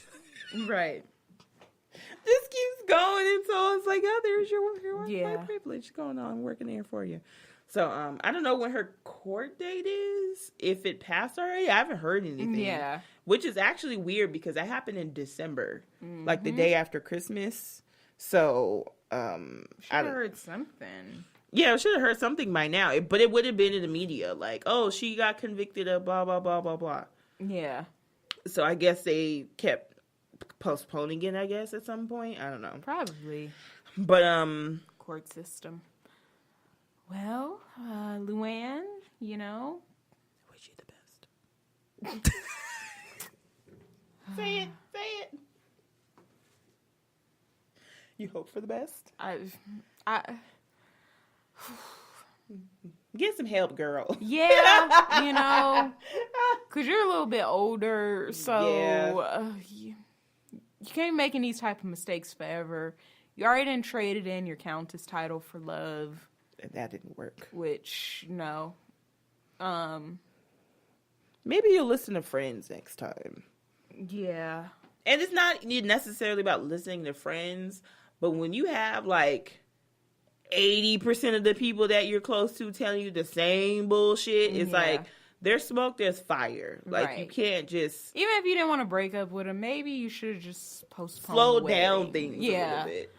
But, But, she's that type. Like, if you tell her no, she's like, bitch, watch. Right. I'm going to do this. Right? So, I don't know. That's the end of, New York. Now, let's talk about Black ink. Oh, let's go to these black folks. These hoes. Ain't loyal. You know who that is? Don. Oh, my God. The least loyal of all. Just listening to talk irks me. Doesn't it? I'm like, I can't listen to this no more. I feel so enraged because, men and women do it, but men, in this situation, I'm just referring to men, they fuck up, right? Yeah. They do something as far as cheating on their wife and allegedly also while she's pregnant, because apparently, allegedly, they've been fucking around for a year, according to the girl. She feels so heartbroken and so lonely that she feels like going to the only person she really feels like being around is her brother that lives in Texas. Mm-hmm. But now you're telling her that she doesn't have the right to go to Texas with the kids because they need to be around their father. And it's like, that's true, but you're using it as manipulation. Right. Because you wasn't with them kids when you was fucking another bitch. That's what I was thinking. Like, your dick is the reason why she wants to go to Texas in the first fucking place. And it's like he tries to blame everybody else. Like, everybody else. I'm going to prove that she's lying. Okay, what's she lying about? We never talked about us trying to be together. The girl was like, I never said that. Like, y'all both had an understanding. It was just sex. And it was like, well, we only messed around a few times. It only takes one time. Like, it doesn't matter if she's saying y'all messed around 50, but you're saying it's only 10. At the end of the day, it all hurts the same. It's still one too many. And that's the part, it's super annoying. Because why is this shared? lean back so far. Relax. Relax, lean back. But yeah, I feel like guys, they have too much audacity when they fuck up. Like it's okay for men to fuck up, and it's only right that the woman sticks around. Yeah. And that's why I kind of feel like when her cousin was talking to Ashley, like, she was like, well, before you leave, you should talk to her and get some answers. And it's like, bitch, I already got the answers that I need. Why do I need to put myself in front of this bitch? Right. To get any type of answers? He's already confirmed that he did fuck with her. He really couldn't deny it because he put it on his Snapchat. Right. So what else do you want me to do? Yeah. I want to go with my brother. He's like, come out here. There's room for you and the kids. Just go ahead and come on. But you want to make her feel guilty. That's crazy. Because they need a father. Like, you don't have a traditional 9 to 5. You can come out and visit. Very true. For summers, they can come stay with you. Christmas break, spring break. All the breaks. Right.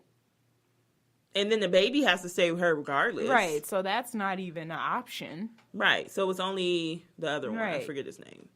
The baby's, the oldest. Why don't you go ahead and let them leave so you can prepare for your other baby that's on the way? Oh, shit. Yeah.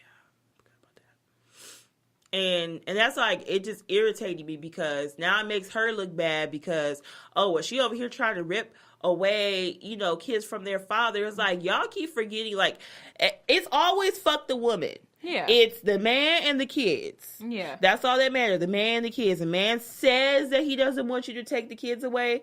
It's automatically looked at as he's an actual good father when that really means nothing. Right. He did a fuck shit thing. And then it's like, how good of a father are you guys if you have kids and you're showing them this is how you treat women? And it's recorded for all time. You're showing your daughters this is how you should allow a man to treat you. The way I'm treating your mom or stepmom. And you're showing your sons this is how it's okay for you to treat the women in your life. That's not being a good father. Yeah, he's pretty much saying you can make mistakes, but as long as you apologize for it, that's the only thing that is okay. And then it wasn't even like he's sorry. He was like, well, I'm emotional too. What? He played the victim. Yeah. And tried to manipulate the situation like a lot of men do. And it's so irritating. Yeah. And now it's like, oh, that's fucked up. Ashley want to take the kids.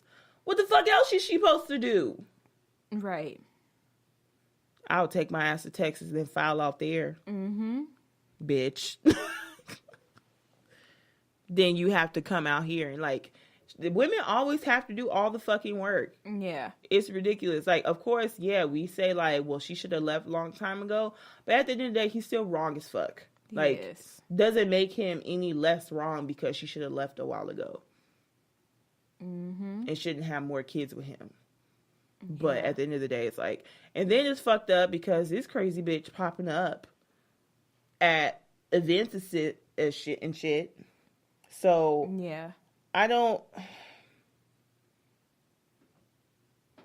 understand why the side chick always wants to make themselves known and force themselves upon everybody else. Yeah. Isn't it weird? She pops up at this fashion show for Van. Mm-hmm. Chicago Gorilla? Yeah. Is that how it's pronounced? Something like that, yeah. It's a tongue twister. That's why I got tied up a little bit ago. But, and then when I finally saw her body, I don't know if you heard me. You're still in the house. I was like, oh, she real pregnant. Yeah. She was pretty out there. Right, like, there was no denying that she was pregnant. A bump? And I'm trying to figure out how. Had it been some time since that pop-up had happened from when she met with that? Like, what? But I don't think she was wearing anything snug when she met Ashley, too. I think she was kind of wearing, like, a jacket or whatever. She wasn't wearing anything, like, form-fitting like she did when she went to the event. Yeah. So I think she was like, oh, I am pregnant. And I'm about to show everybody at this damn event. So I'm sorry, but whatever bitch that tried to fight a pregnant woman. Yeah, that was wrong. At least when we said do it, we thought she wasn't showing at all, but it's like, but it was still from the appropriate person. This has nothing to do with that person at all. So she's clearly pregnant, so she's at least 4 to 5 months pregnant. Right.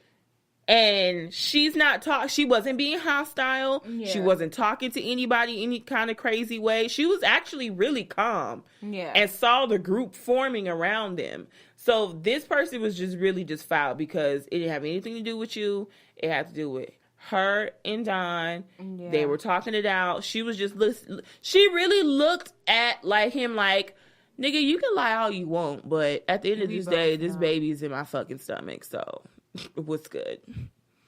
Just trying to, but I didn't even know you back then. See, right? It's I got my phone, and he never really showed anything. Yeah, it's like nothing you said from that conversation. Nothing you said cleared anything up.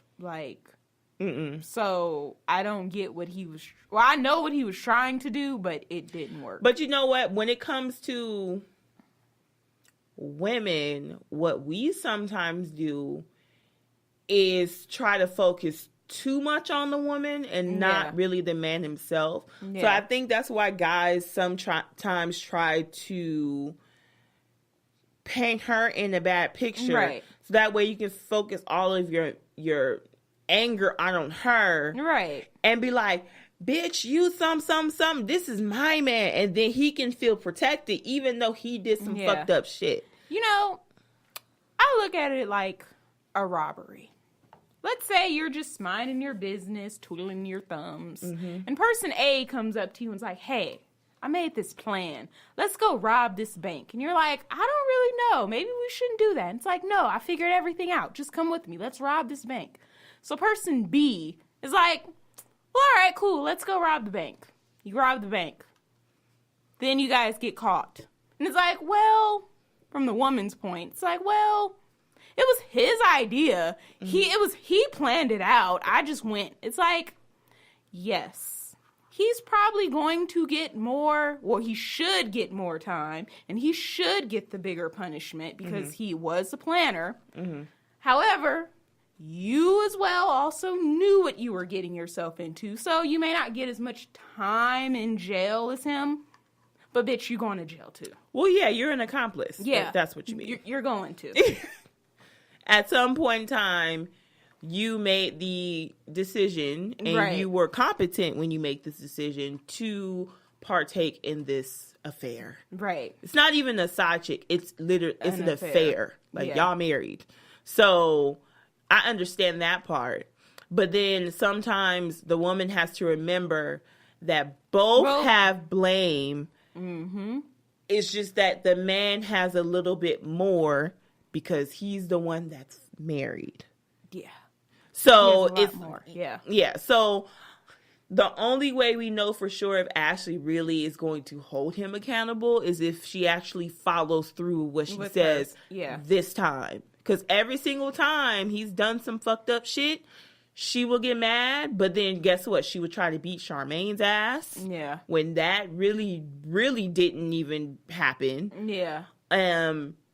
The whole having a baby on her situation. She yelled at him, but then she wound up being this stepmom, like, well, they're brothers and sisters and they should spend the weekend together and can we go pick her up and blah, blah, blah, blah, blah. And then this whole shit about, actually, before they got married, the whole situation with the strippers, and she got pissed off. Yeah. That situation happened. Then they get married 12 hours later. And then this whole situation happened. Lord. So the only way you really know if she's going to actually hold him accountable, how else are you going to hold him accountable? There's nothing else you can do. You've already done all that you can do. You tried to go back to church. You tried to live. You tried therapy. You tried having more kids. Marriage. Like, everything you've possibly thought of to, make him see that you are a woman worth not getting cheated on. There's nothing else you can really do. Yeah. And you just had a baby. So, There's really nothing else he could do. No. So, once again, as we keep saying, just be careful who you marry. Right. You got to be real careful. I mean, I know some people who actually got engaged, and once they got engaged, it was like, okay, let me really think about who the person I'm really fucking with. Yeah. Do I really want to deal with this for the rest of my life? Yeah. It's a very big step. And that usually works. They were like, you know what? I can't walk down the aisle with you. Yeah. I can't do it. I'm not going to be able to work, deal with this for the rest of my life. And it's like, everybody else want to talk like, oh, they're not together anymore. They called off the wedding. But at the end of the day, they really be talking shit if you get married and then you get a nasty ass divorce. Right. Or you're clearly unhappy. Yeah. Some people aren't, they don't really put their business out there, so they don't really know that they're unhappy. Yeah. But yeah, it's just a whole bunch of shit that can happen. But we'll just see. All we can say is we'll see what happens on the show. She sticks around. If she can, the next episode, it seemed like she wound up going to Texas, but she left the older one with him, and she just took the baby. And then guess what? I'm pretty sure people are going to be talking shit about her anyway. Yeah. So, why would you leave one kid? Yeah, when you're on a reality show, people they're gonna talk either way. So they're gonna talk about that even if it wasn't a reality. If it was like a situation where I just knew, Becky from high school, this is the situation that happened. Why? What happened? Like, it's gonna happen regardless. It's just worse when you're on reality TV. But it's like, once again, I have to think about me and my sanity.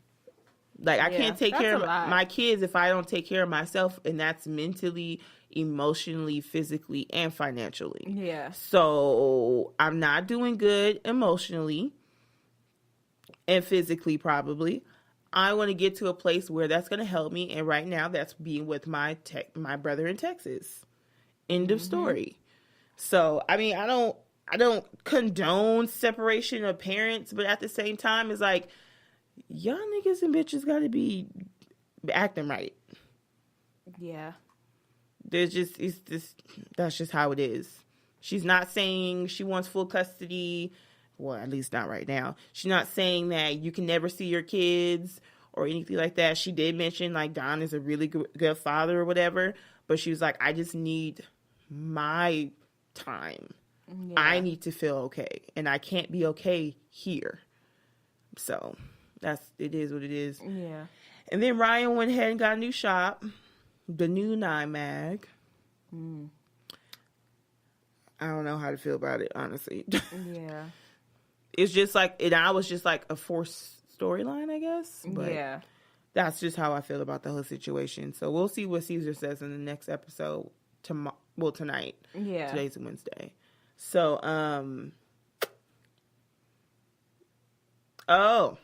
last but not least, this drama with Velvet. Oh, good old Velvet. Velvet. She's like a cancer or a roach that just goes and come back. Roach is more appropriate. Yeah. She goes and she comes back, and every time she's around, she's causing problems and she's causing havoc because nobody wants her around. Yeah. So she comes popping up at Cobra's house when she's not there because she's in Texas with her family and what's her name? Lily. Thank you. It's close. Mm-hmm. I'm really bad with all these names, but I watch a whole bunch of reality TV shows for this podcast. So bear with me if I can't remember people's names. And she's there. She's like, "What are you doing here?" And she's like, "Well, I just want to know if Cobra's here." So they have a conversation. She barely wanted to invite her in the house in the first place. And she's like, "Oh, Terrence got engaged? Oh, well, why are you saying like that, bitch?" Yeah. Well, we had some oral communication. Isn't that what Trina said in Braxton's? Yeah. She's like, we had an oral interaction. Right. Bitch, you sucked his dick? in Mexico when they all went.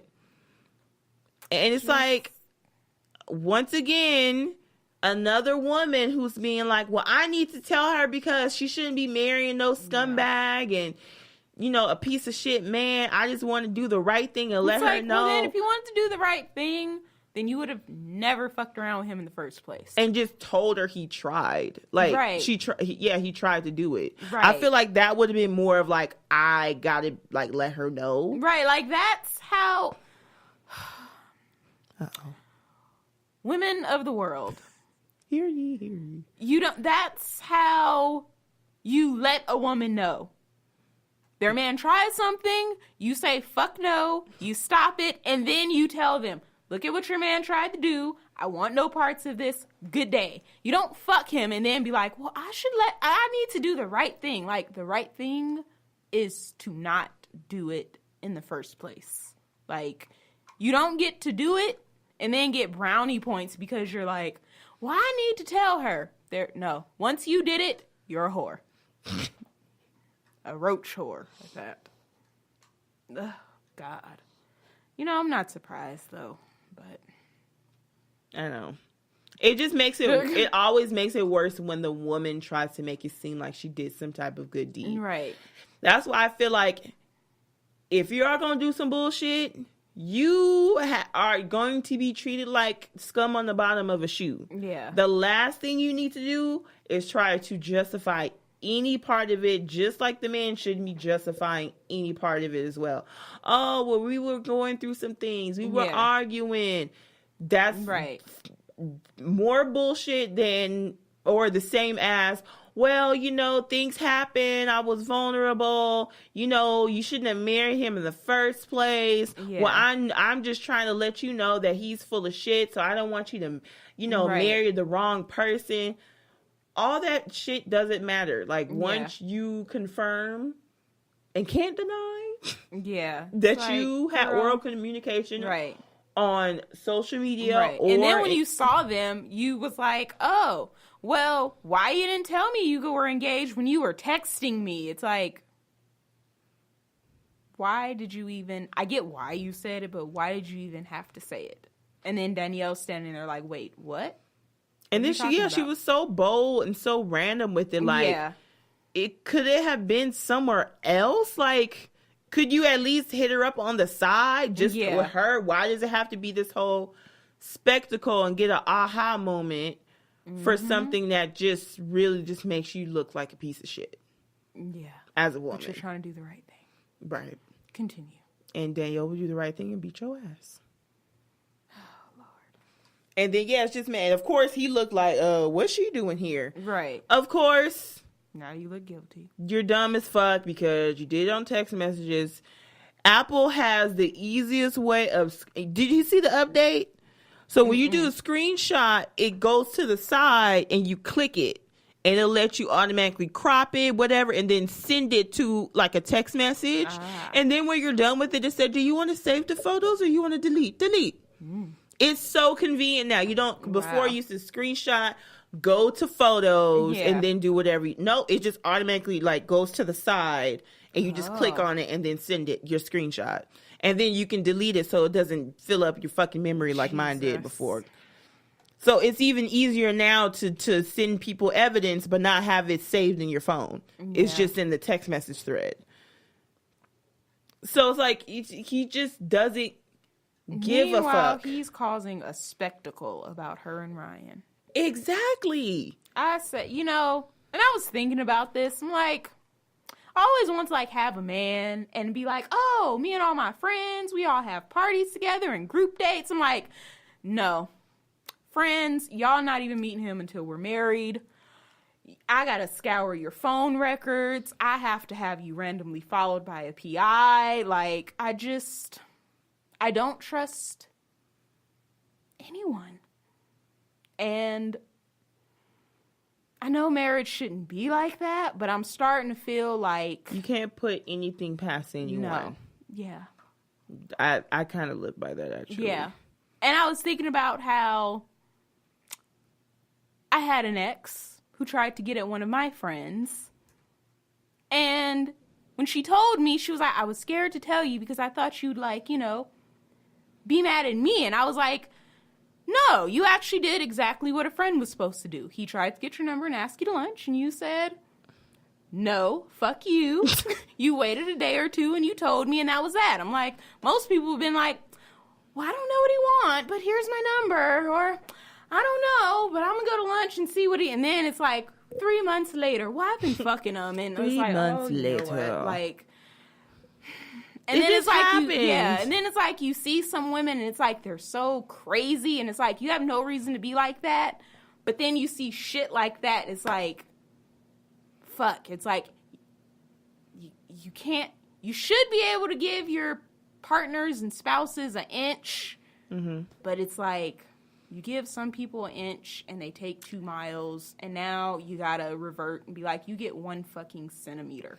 It's kind of crazy because I do believe in the whole you can't put anything past anybody. Yeah. But there's just some situation you really don't expect something to happen. Yeah. And I feel like the Mexico trip would have been the last place you tried to do some foul ass shit. Right. Because it's pretty much a couple trip. Yeah. Everybody's a couple. And Velvet was supposed to be in a relationship with Cobra at the time. So technically they both cheated on their partner, even though Velvet tries to downplay the whole situation with Cobra. So that in itself was fucked up. Even couples trips. That's where the whole Kenya and Apollo shit got ignited, on a couples trip. But the bitch was not even a couple. Exactly. So that was like... Wait, was she there with Walter at the time? Was she? I think she... When she got thrown in the pool? I think so.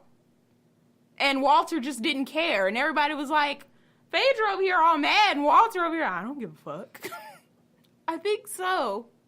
Yeah. I feel like there was one trip she went, she was not in a relationship with somebody. I believe that was the first season. And that first season, she was with Walter. That first trip, because she was like, maybe he'll propose.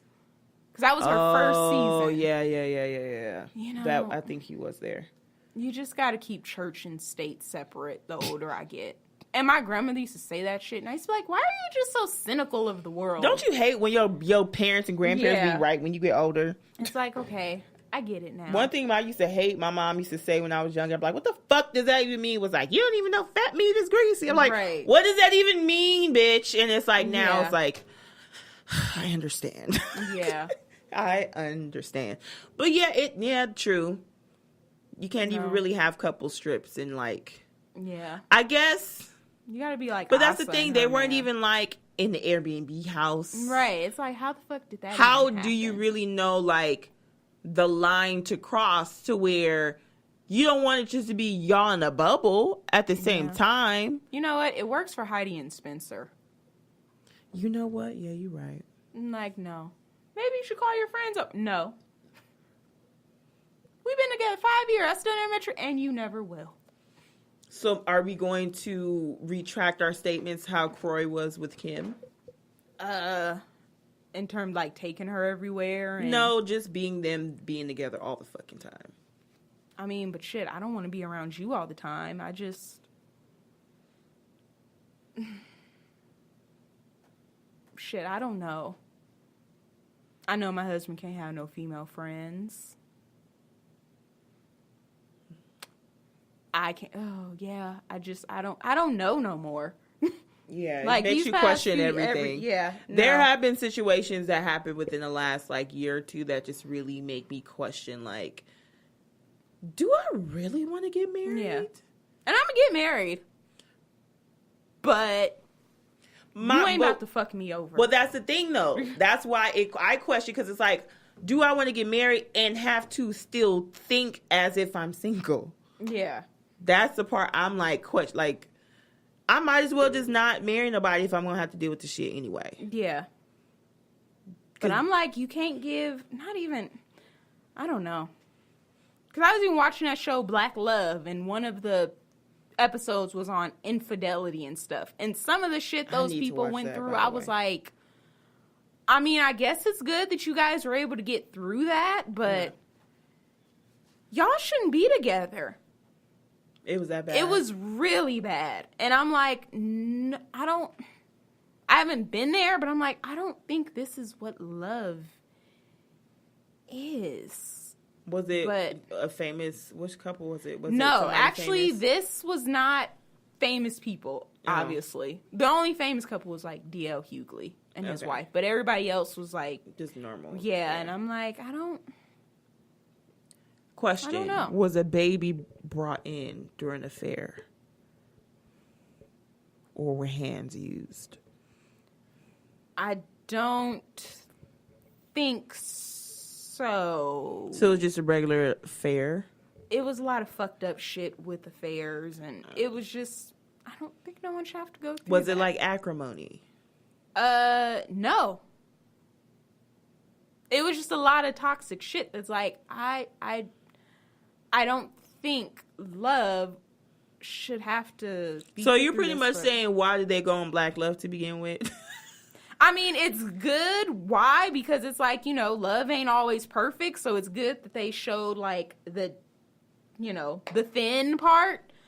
But a few of their thins was just... But what was like one guy was a pastor. He would sneak off and have sex parties. One time he thought he caught a STD and was like, well, I'm going to get it checked and not sleep with my wife. His wife came on to him, so he slept with her thinking he had a STD. And now then he had to explain to his wife, oh, I might have something. She went and got checked and was like, no, luckily she didn't have anything. And then that's when everything came out. Like, he would go to sex parties. There was drugs, prostitutes, and everything. I'm like, how do you work through that? My question is, why is that on Black Love to begin with? It shows what people stay with. And now it's like, oh, well, now we're... But I'm just questioning it because the term Black Love is... Yeah. I'm not saying that it's supposed to be all... peachy keen and like roses, butterfly, and sunshine, but that's some really foul ass shit. Because at the same time, some love shouldn't even be happening in the first fucking place. A lot of those couples were in their 50s and 60s, so it's kind of like, dang. So even these couples that we look at, like our aunties and grandparents, like, oh dang, y'all have been together for 40 years. It's like, wait, but is this what you guys had to put up with?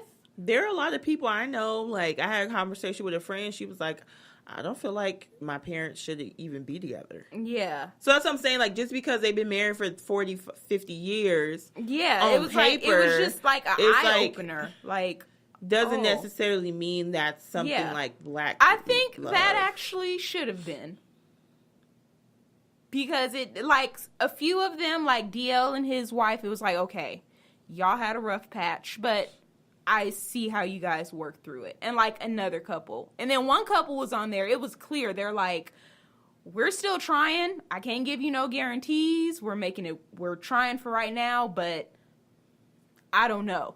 And then like two other couples, I was like, y'all should have called it quits a long time ago. Like, it was just... I'm behind on watching. I still wanted to watch it. Cause the first season had like... Because I know that Erica and Teddy Campbell was like on there, and I already knew about their whole situation with Teddy having affairs, plural, over a significant amount of time. I want to know how she found out. Yeah. Did he just like have this, you know, guiltiness about it, and he just kind of finally told her, or somebody she found a little something, and it was like, wait a minute, what is this? Because I remember on the earlier seasons, they were, like, on a horse carriage, and, like, he was kind of explaining to her, like, you don't really have time for us anymore, like, blah, blah, blah. And then that happened, like, 3 seasons later. And then she found out it was pretty much every time she was on the road, he was, like, hitting somebody up. Yeah. It's I don't know. It's kind of hard, because, like, well, you don't really... No one really has the answers to anything. You just kind of put faith in the person that you with. But it's like, you don't want to be that person that's like, I'm having a private eye randomly follow you. I'm checking your phone records. I'm doing all of this. Like, no one wants to be that person. But it's like, is that what I have to do to make you keep your dick in your pants? I just feel like, because I saw a clip with Tina was pretty much saying, well, when you get married, divorce is not an option. If you feel like divorce is not an option, then you work through it. And I'm thinking that only works when it's people there's people who shouldn't have got married in the first place. That's my thing. It's like, so you get married, and from a biblical standpoint, you don't want to get a divorce. Yeah. But just in a general standpoint, a self-respect standpoint, right. Life is short. You can't just stay married to somebody for 30 years and they just keep fucking up over and over and over again, having babies on you, putting their hands on you. Like, there has to be a line, even if you're married, that things are not okay. Yeah. And that you having self-love is enough to want something better, even if that's not getting married again. But you just don't want to be in this toxic situation. Right. Just so for the sake of you saying that you have a husband. I don't think that's right. That's just me personally. Yeah. It's a lot. Yeah, I'm gonna have to watch it, obviously, because I'm going based off, what you're telling me. But anyway, we're getting off track. We don't have that long. Teen Mom 2, Young and Pregnant, or Jersey Shore? Pick, because we almost at 2 hours. You pick. Shit. Damn it, Young and Pregnant. Okay. And I only want to talk about this for one particular thing. So they had the finale. They didn't have the first reunion yet. I'm going to try to make this as fast as possible. Uh-huh. And so we have Teeth and Kayla. Yeah. Teeth thinks everything revolves around him. Of course, yeah. Kayla's like, well, I think you should have some type, be cordial with my mom because that's my mom. She's done a whole bunch of stuff for us. And he was like, I don't give a fuck. She kicked me out. I don't have to say nothing to her. All I got to do is be there for my son. Okay. That's it. I ain't got to say nothing to her. She don't mean shit to me. And it's like, why are you so angry? Yeah. What is it about it that makes you so angry at this feeble white woman? She don't even do anything to where you have to pop off like that. Yeah. Because if she was a white woman that pulled guns, you'd be saying a whole different situation. Yeah. And he pretty much said to her face, I'm not apologizing for anything I said. I said what I said. That is crazy. And I'm going to be here for my son, whatever I want, whether you're here or not. I don't care. If my son's here and she's here, I'm going to be here. And it's like, pat my afro. Okay. What happened in his life to make him feel like he has to be this dictator and be disrespectful towards everyone around him? Yeah. How was he brought up? I have no idea. I have no idea. Like, it just makes me cringe because then it's like you make all of us black people look bad because you're dealing with a white woman. Lord. Yeah. And then when she was dating somebody, he was just talking all types of shit. Like, oh, so you ain't with him? She was like, we're not even together anymore. Once again, when he was literally fucking around with other bitches while she was pregnant and they were supposed to be together, he was like, well, see, we done. That's why I don't even want to be with you. It's like, but yet she goes and just dates someone, like, because that's what normal people do. Yeah. And it's a fucking problem. Lord. Just like that hairline. Bless their soul. Yeah. So that was a whole situation in itself. Then we go to Lexi, and now they finally came. Boy, their storyline so fucking boring. Yeah, if there's anybody I didn't want their storyline to be on there anymore, I would just be fine with Lexi too. And that little bit. Because they don't have... I just want to know if we're, together in a relationship. He's like, well, I guess so. You guess? Or are you for sure? Yeah, we're together. It's like, what the fuck? Well, that was easy. You're right. No, well, I mean, it was a roller coaster because she was like, well, I mean, if you want to get back together, you got to ask me out. She's like, okay, hey, baby, let's ask your dad out. Let's put it on your shirt. Hey, you read the shirt? Yeah, I don't want to go out with you. But you said, but I don't. Right. I didn't think you'd take it serious. Oh, my God, yeah. Yeah, that was pretty much his excuse. I didn't think you took it seriously. And then now that they're back there, she's like, so are we together? And he's like, yeah, I guess so. It was like, why would you want to be together with him if he's like trying to mess around with your feelings? Right. Hopefully she grows up and And then now he's like, well, I don't want to be in, I think they're in Colorado. I don't want to be in Colorado anymore. I hate it here. I'm going to go back to Arizona when I'm done with school. She was like, but my family and stuff is here. He was like, you're grown. You should be able to make your own decisions. He was like, he's pretty much that guy. Like, yeah, I'm going to be active, but I still have goals. So I'm going to go to college and, ASU or some shit. Live my life. And he was like, you can either stay here or you can come with me. At least he's giving her option, because some niggas be like, you can't roll with me. Yeah. I had a plan to go to XYZ University and I'm going to go. And you can stay here with the baby and do whatever the fuck you want to do. I'll try to send you some money and I might come on spring break, but I might have to go to Cabo, so I'll see. Yeah. Sadly. Oh my God. That's horrible. Ridiculous. That face. Ew. Because you watch it and it's like I said, I could do without their storyline. Yeah. And then he's like, well, I'm going to go visit and like show you where I grew up and stuff. And then when they get there, he's like, so you like it? You see yourself moving here? It's like, bitch. And then I felt like Lexi, you knew he was going to ask you that. Because her mom was like, are you going to see like places out there? She was like, no, this is just for fun or whatever. And then no, he was like, do you want to move here? So now he's like manipulating you. That's probably why he was agreed to get back together with you. Because he's like, well, if I say that we're boyfriend and girlfriend, then I hated that. I hated when we were like, are we boyfriend, girlfriend? It's like, bitch, we dating. We in a relationship. Fuck that boyfriend, girlfriend shit. Because I feel like when people have just that title, they don't think there's other things that go with it. Yeah. Like loyalty and fidelity. What's that? Oh, what's that? Loyalty? No, we don't need this. Who said that? Faithful. I don't know what that is. Yeah, so it was just like... So that's really how that ended. It was the wackest storyline out of all the girls. Out of everyone actually was pretty like, bitch, what?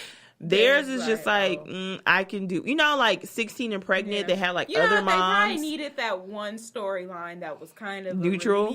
True. Because it was so much going on. Yeah. It was like, okay, let me plateau a little bit for my emotions.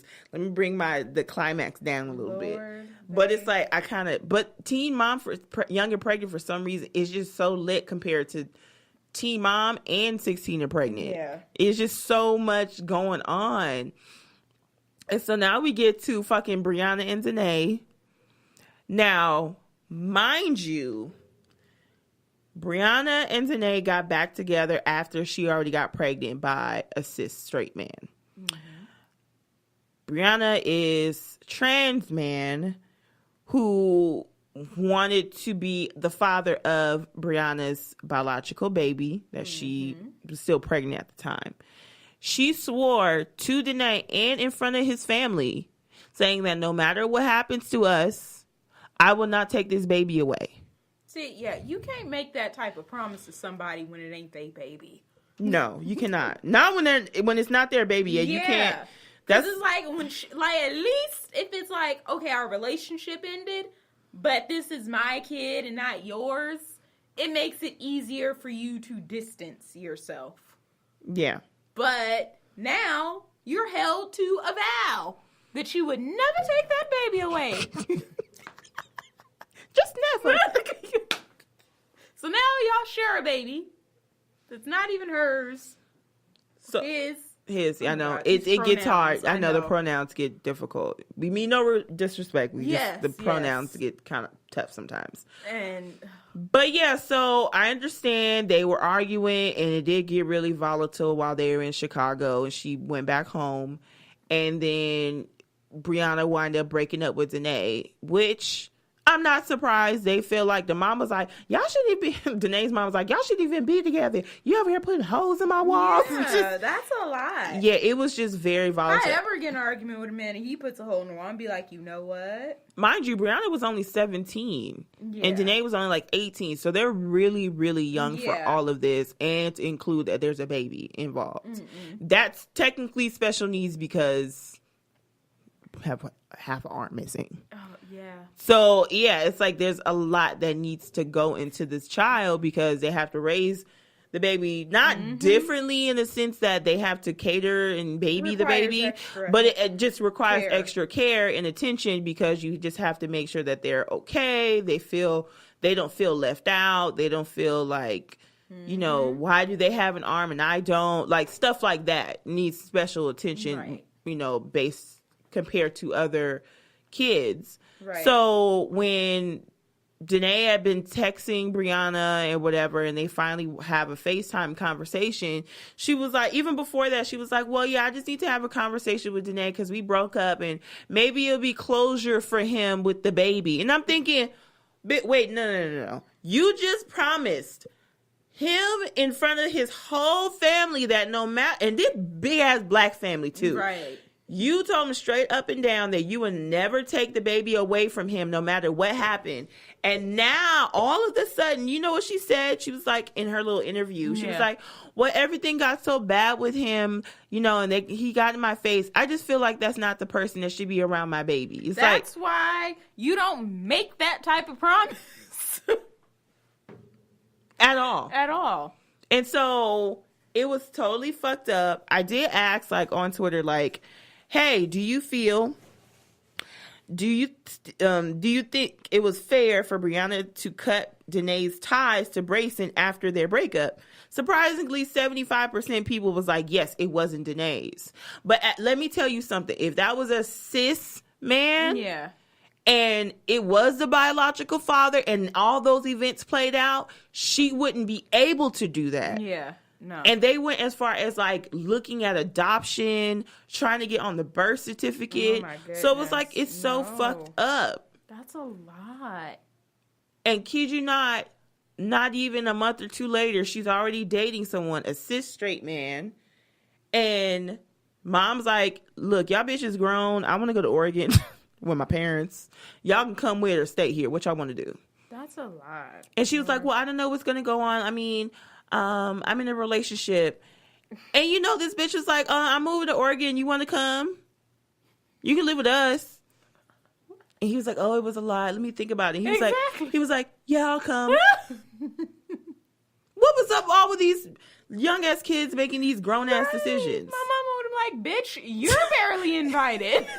I barely want to invite you to Oregon. I said if you want to come, you could. I didn't say you can bring anybody else with you. That is crazy. She pretty much said, you're grown. I am done. You were the last one that needed to be out of my house. I'm going to go back to Oregon with my parents. Rightfully so. So I don't have to take care of you anymore. I'm opening my home in Oregon up to you. Because I'm your mom and I still will do that. I don't even have kids, but I look forward to that. I'm not bound by the state lines of Wisconsin anymore. Right. And I'm like, and this is like, y'all already say y'all love each other. And she gets all defensive, like, why are you always talking shit and blah, blah, blah, blah, blah. She's like, it's been like a month that you guys are saying I love you already. Why are you talking shit? Sorry. Okay. All right. So that whole situation, I don't care if Danae wasn't the biological father or at least the adoptive father. I feel like if you make a promise that way, that's kind of like if Kale was to leave Isaac separate from Javi, it would be fucked up. Yeah. Because Javi was very close and that was his stepfather. Right.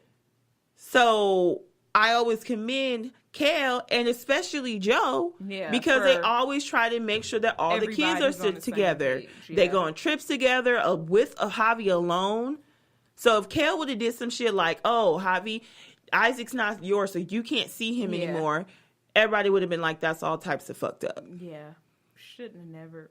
Who makes that promise? Yeah, I really think it's only because it's a trans man. Yeah.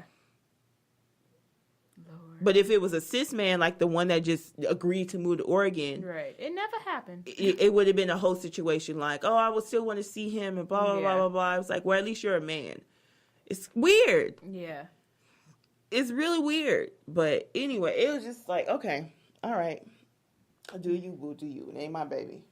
My baby's damn near grown. Oh Jesus! And so now we go to, what's her name? Kayla. Yeah. The one with the gamer boyfriend, ex-boyfriend.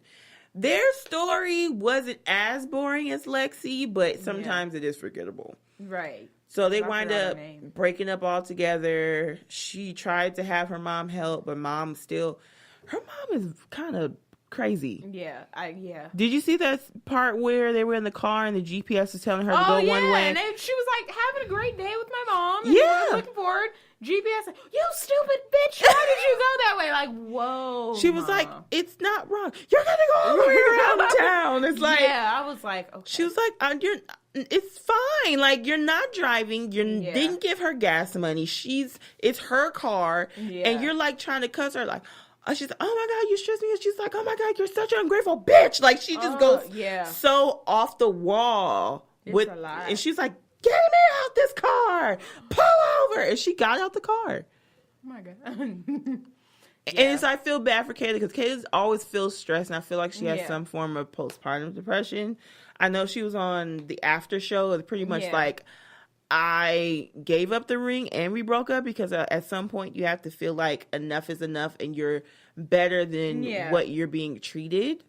And I commend her for that. So, but that was pretty much the most of their storyline. It really wasn't much of anything else. Yeah. Of course, he cried to his friend, like, I mean, I love her and I miss her. It's like, but you played games all day and you didn't even want to come up to the baby photo shoot. Right. I think for her, it wasn't for her first birthday yet. I think it was. No, it was something else. I think it was just like a regular family photo. Yeah. And he was like, she's like, are you coming? No, I'm not coming, Kayla. I don't want to come. It's like, it's for pictures, though. Right. Like, how could you do that? Yeah. Or not do that? Yeah, so that was that whole situation. But last and not fucking least, Ashley and Bar. Mm-hmm. This is one couple that I will not forget names. Oh, yeah. So Bar finally turns 21. And Ashley wants to have a shindig. Mm-hmm. Bar's mom just so happens to be in town because one of the brothers is up for murder and they have a court date. Okay. I know, it's real ratchet. But so she flew in from Vegas and went up north to Northern Cali to go and just so happened to be at the same time. So Bar's mom catch wind that, there's a party involved and it's her son and I'm going to be there because that's my handsome son. Right. And she shows up uninvited, which is like, I understand it's your child, but if you are having this tumultuous relationship with the mother of your child, you kind of just have to have, like, you just causing problems. Right. Maybe call first. Something. Because y'all are not on those terms where it's like you can pop up uninvited. No. Like, that makes it worse. Yeah. That really makes it worse. No matter if you're the mom, and then she'll throw the mom card. Yeah. And it's like, now you're just trying to manipulate the situation. This is a party that I pay for. I want it to be as smooth as possible. You caused drama. You were drama at my baby shower to where we had to literally yell at you and kick you out pretty much for you to leave. And now I just want, like, a real good, nice party with just me, him, and, like, close people that I actually fuck with. And I don't mind eating my shit that I paid for free. Yeah. So she shows up. Oh, my son ain't here yet. Blah, blah, blah. So Ashley's sister is like, okay, there's drink, there's food. Like, actually being respectful, even though a light bulb goes off and, like, this bitch is here. Yeah. So she runs to the bathroom. Guess who here? Who? Guess who? Bar's mama? Yeah. No, the fuck she ain't? Yeah, she is. She's like, oh no, let me take my shoes off. And she was like, oh, where's my son? She was trying to have a casual conversation with Ashley. Ashley was like, I gives no fucks of what you got to say. Yeah. Why is you here? Damn. Best line that Jocelyn pretty much said. Ho, why is you here? And she was like, I just came for my son. She's like, yeah, but you weren't invited. That's my son. That's my son. And she was like, I don't care. She must have balled that red ball gown in her arms. It's like, bitch, you ain't supposed to be here. Mm-mm. I didn't invite you. Yeah. You can leave. Yeah. So the other dudes that was with Bar's mom, they got up. And because Ashley's sister is a stud, right? They think they can just fight her like she's a man, like she's a man. Girl, I didn't know the fight was gonna get that bad. Yeah, I thought it was gonna be some yelling, maybe a little bit pushing here and there. No, bitch, chairs were thrown, cupcakes were on the floor, icing everywhere. Oh, and then when Barr showed up, it got worse. Because she was like, okay, hopefully everything will get better when Barr's here. Which I'm like, girl, you should just canceled that party. I would have canceled it too. Right. Everybody get the fuck on. Right. You wasting my money. Nope. She was just like, hopefully we can salvage this for when Barr actually gets here. No, by the time to fight his mama, even though she was wrong for just popping up. Yeah. Come on now. Yeah. So of course, what the fuck she gonna do? She gonna call him. Yeah. Like, yo, your girlfriend called me a bitch. That's all he hears. Right. And he then don't somebody care. tried to swing on her. Yeah. And then somebody tried to fight her. And Ashley's sister really wasn't trying to fight nobody. She was actually trying to like push him apart. And then those dudes got involved and they started throwing shit. Oh. Yeah. No, the chair part was actually after Barr came. Because Barr was like to Ashley's sister, you need to leave or you about to see what's up. Yeah. And I'm thinking, don't let these baggy pants fool you. And then at the end of the day, like, she's still a girl. Yeah. So whether she's a stud or not. Right. Like, she's still a girl. So even that kind of looks bad on you. Right. And then she wasn't even the type of girl that's like all in your face trying to fight you. And she really wasn't. Right. And then like, well, you're a man, so you can't hit me back. Yeah. So it was just. And I wouldn't have left too. That's my sister. Yeah. Like, I'm not about to leave just because you tell me to. Because you could probably beat her ass once we all leave. Because you think she did something to your mom. And now you kind of see a precursor of what happened between Ashley's parents and Barr. Yeah. And why he got arrested. Because he doesn't know how to control his temper. Yeah. Because he feels like when it's involving his mom, everything goes out the window. I'm going to defend my mom to the fullest. But it's like, at some point, you have to defend your girlfriend. Yeah. And now the mother of your child. And you propose to her. Yeah. So at some point, you still have to defend both. So that's yes, it's a gray area with a lot of things. But at the end of the day, neither one should be disrespecting the other one. Right. And if they're both disrespecting each other, you have to remain neutral. You can't be really upset at either party. Right. So he's good at explaining things to his mom, but when he explains things to Ashley, he's always yelling. Yeah. Because he feels like, well, that's my mom. I'm not going to kind of like,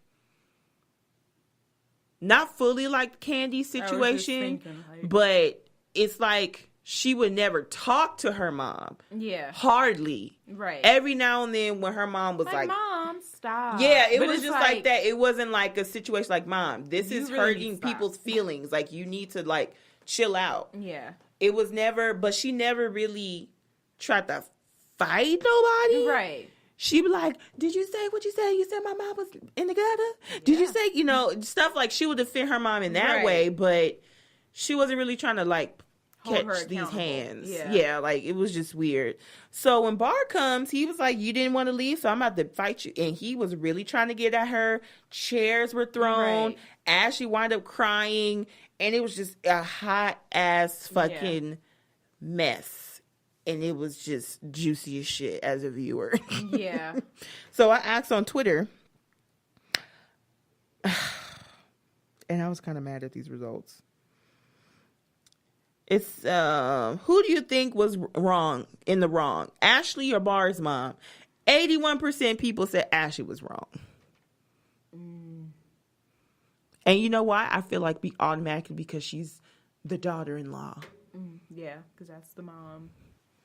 But it's like she shouldn't have just popped up there in the first place. That's I go according to not really the end result, but why it got there in the first place. Yeah. And they got there in the first place because she shouldn't have just popped. You can't use every situation like, it's my son. Yeah. You get a house. They get a house together. You can't be like, well, this is my son's house. And I have a key. I'm going to come here anytime I want. It's like, bitch, there's boundaries. Some parents is like that. She's like that. There are some that are like. She doesn't know boundaries. Yeah.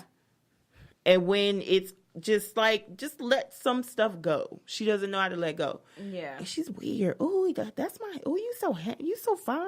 Mm-mm. It's like.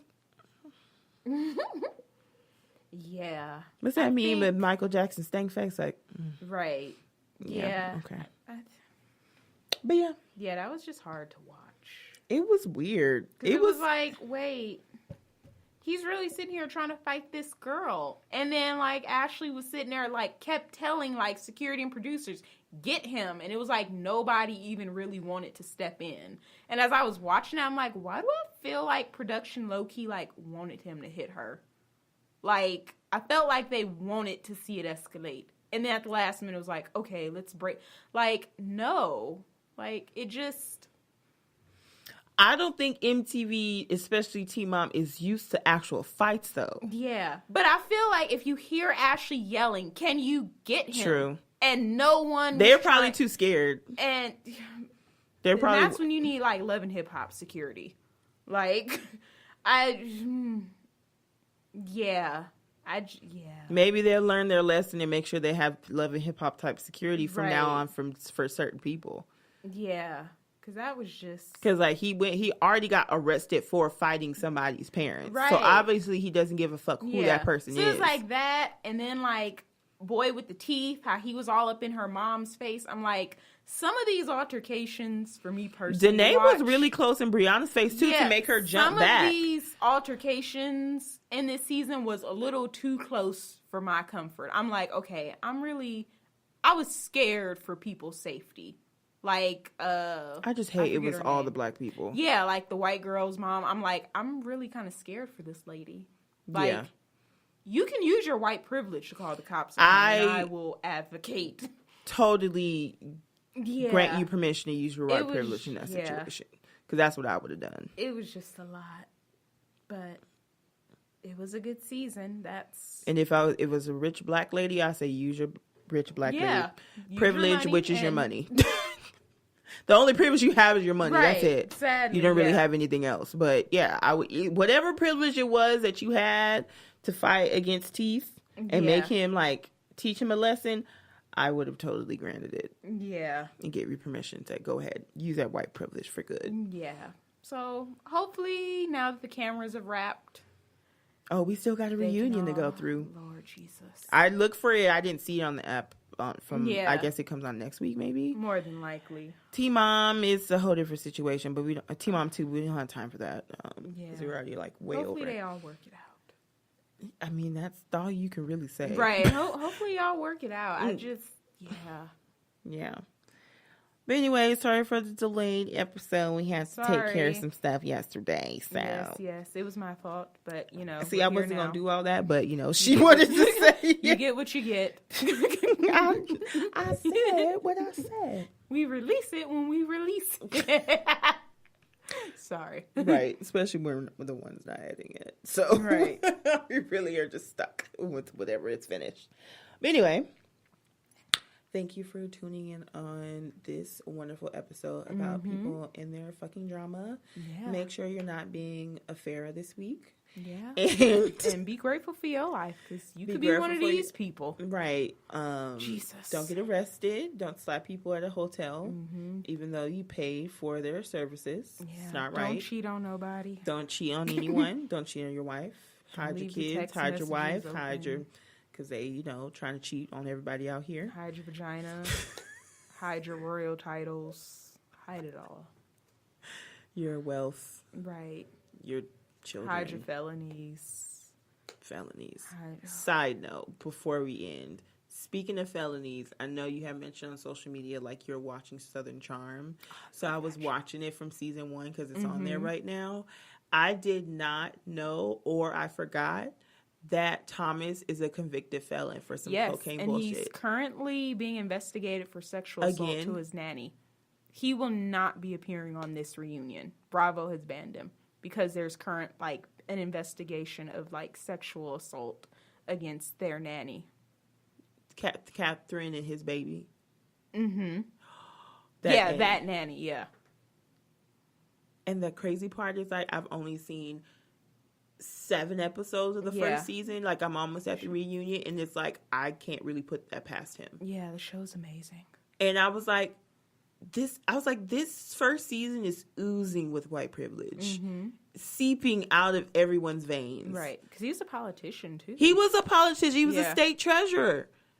And got indicted and convicted on, was it $100,000 worth or 100 kilos? Something a lot. Yeah. And he's a fucking cocaine. With primary custody of their kids. How does that happen?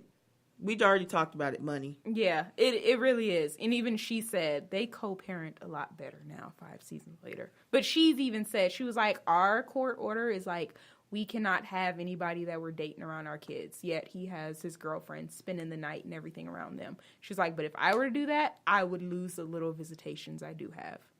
She was like, that just goes to show how it works when you have money. I was like, I believe. But doesn't she come from a prominent family? I don't think she has nearly as much as him and his family. Yeah. Because they're like old Southern money. No, I know. Because they were like, yeah, my family is a something family. I just watched the show and I just be like, oh, I know a lot of your great-great-great-grandparents were slaves. Because somebody was like, yeah, we have a plantation house. I'm like, yes, you do. I forgot which one it was. Who's great-great-great-parents? I forgot which one it was. You mean, in New Orleans? No, or in the original. Yeah, in the original.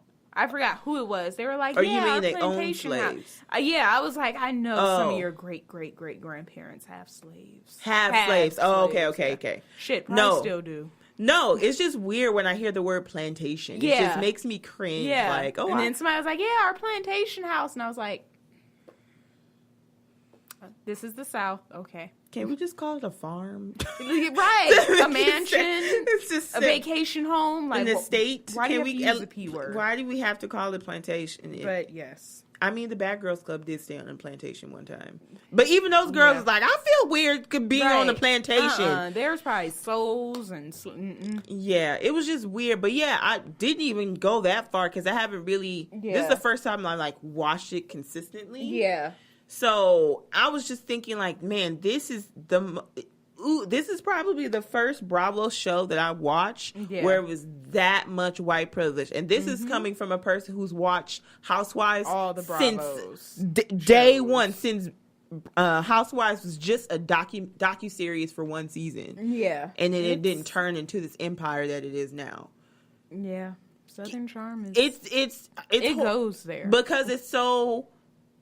old as far as your family name is important. A Southern gentleman does this, a Southern woman does this, and it's like you're talking about being a Southern gentleman, but you're fucking everything that moves. Yeah. But then you talk about Catherine, and they were like, "Oh, well, you can't be calling anybody classy when you slept with 3 people at this table," and it's like. Yeah. Oh my God, this is horrible. And it was weird because they went to go like hog hunting. Yeah. And Thomas was like, well, since I'm a convicted felon, I can't touch guns. But he's over here, I'm going to get back in office. It's like, the fuck? Yeah. I was like, if you were 3 to 6 shades darker, there will be no chance in hell that you will be able to get back in office. And it's like, well, people really hate, don't like him and blah, blah, blah. But your own dad was like, well, you did wrong. You did your time and blah, blah, blah. It's like, fuck? If that was somebody else in Durham or wherever the major cities are, you'd be like, oh, no. We can't have those people around in our town, in our state. Yep. Pretty much. So it was like good to watch, but it was like, I probably felt the most like, white privilege is all up and through. But I like Cameron. Cameron kind of makes it like neutral. Yeah. At least for all the women. Yeah. And so, I was just like, oh. So I didn't even know all that shit about Thomas. I knew... It's like you already had a pregnancy scare within the first 2 to 3 episodes of season 1. And then you wanted still having a baby by this person. Well, yeah, they have 2 kids. 2? The fuck? Oh, hell no. Yeah. So they had a pregnancy scare and then 2 more babies. And he got custody of both those babies.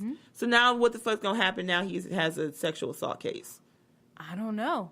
Well, this season so far, because I'm season 5, they're co-parenting and it's going really well. So maybe there will be a shift in custody or something. But like in the that. current episode that you're watching, has it been brought up about the assault yet? Okay, so it might have been okay up until that point. Because if I was Catherine, I said, ooh, this is the door that I have been waiting to be open so I can get my babies back full time. More than likely it will be. Because they had to have used all their money in the world to show that she's an unfit mother. Yeah, they did.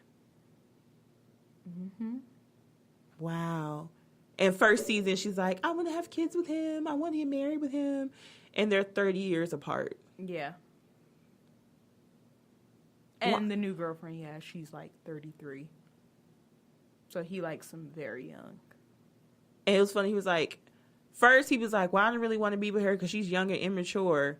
But then his like campaign person was like, she's a good person to be with because her family is from political royalty. And he was like, oh yeah, well she's a great person. I would just love when she had the pregnancy scare. Oh, I would love to be with her and have her be my wife. And it's like, are we back in the 1800s where 50-year-olds can marry 16-year-olds legally? Mm-hmm. This is disgusting. Yep. And even her grandma was like, well, I like him older. I remember that. Yeah. I said, no wonder she can just stop and bop on camera and have this name of royalty in the South. Yeah. Yep. Shit's weird. That's Southern charm for you. Anywho. Catch on up, y'all. Yeah, by the time we come next week, I'll probably be done with all 5 seasons. But we'll definitely go into Southern Charm because that's a messy ass shit. Anyway, follow us on Facebook, Instagram, and Twitter. RealiTEA-V. It's a reality_V. Yeah. And we have an email, realityv_no_@gmail.com. Yep. I can be reached personally on Facebook, Instagram, and Twitter. Fumi Adagwu, FUNMIADAGUN. Facebook, Roberta Smith. Instagram, Leave It to Be. Hit me up anytime. Call me, beat me if you want to reach me. Whenever you need me, baby, call me, beat me if you want to reach me. I'm not even going to go call and me, sing baby, that'll be a if whole you want to reach me. Damn Doesn't it. matter where. It can't stop. Doesn't matter. Y'all should have seen how she just rushed to the mic. Right, like, God damn it. Doesn't matter. I will be there. Yeah.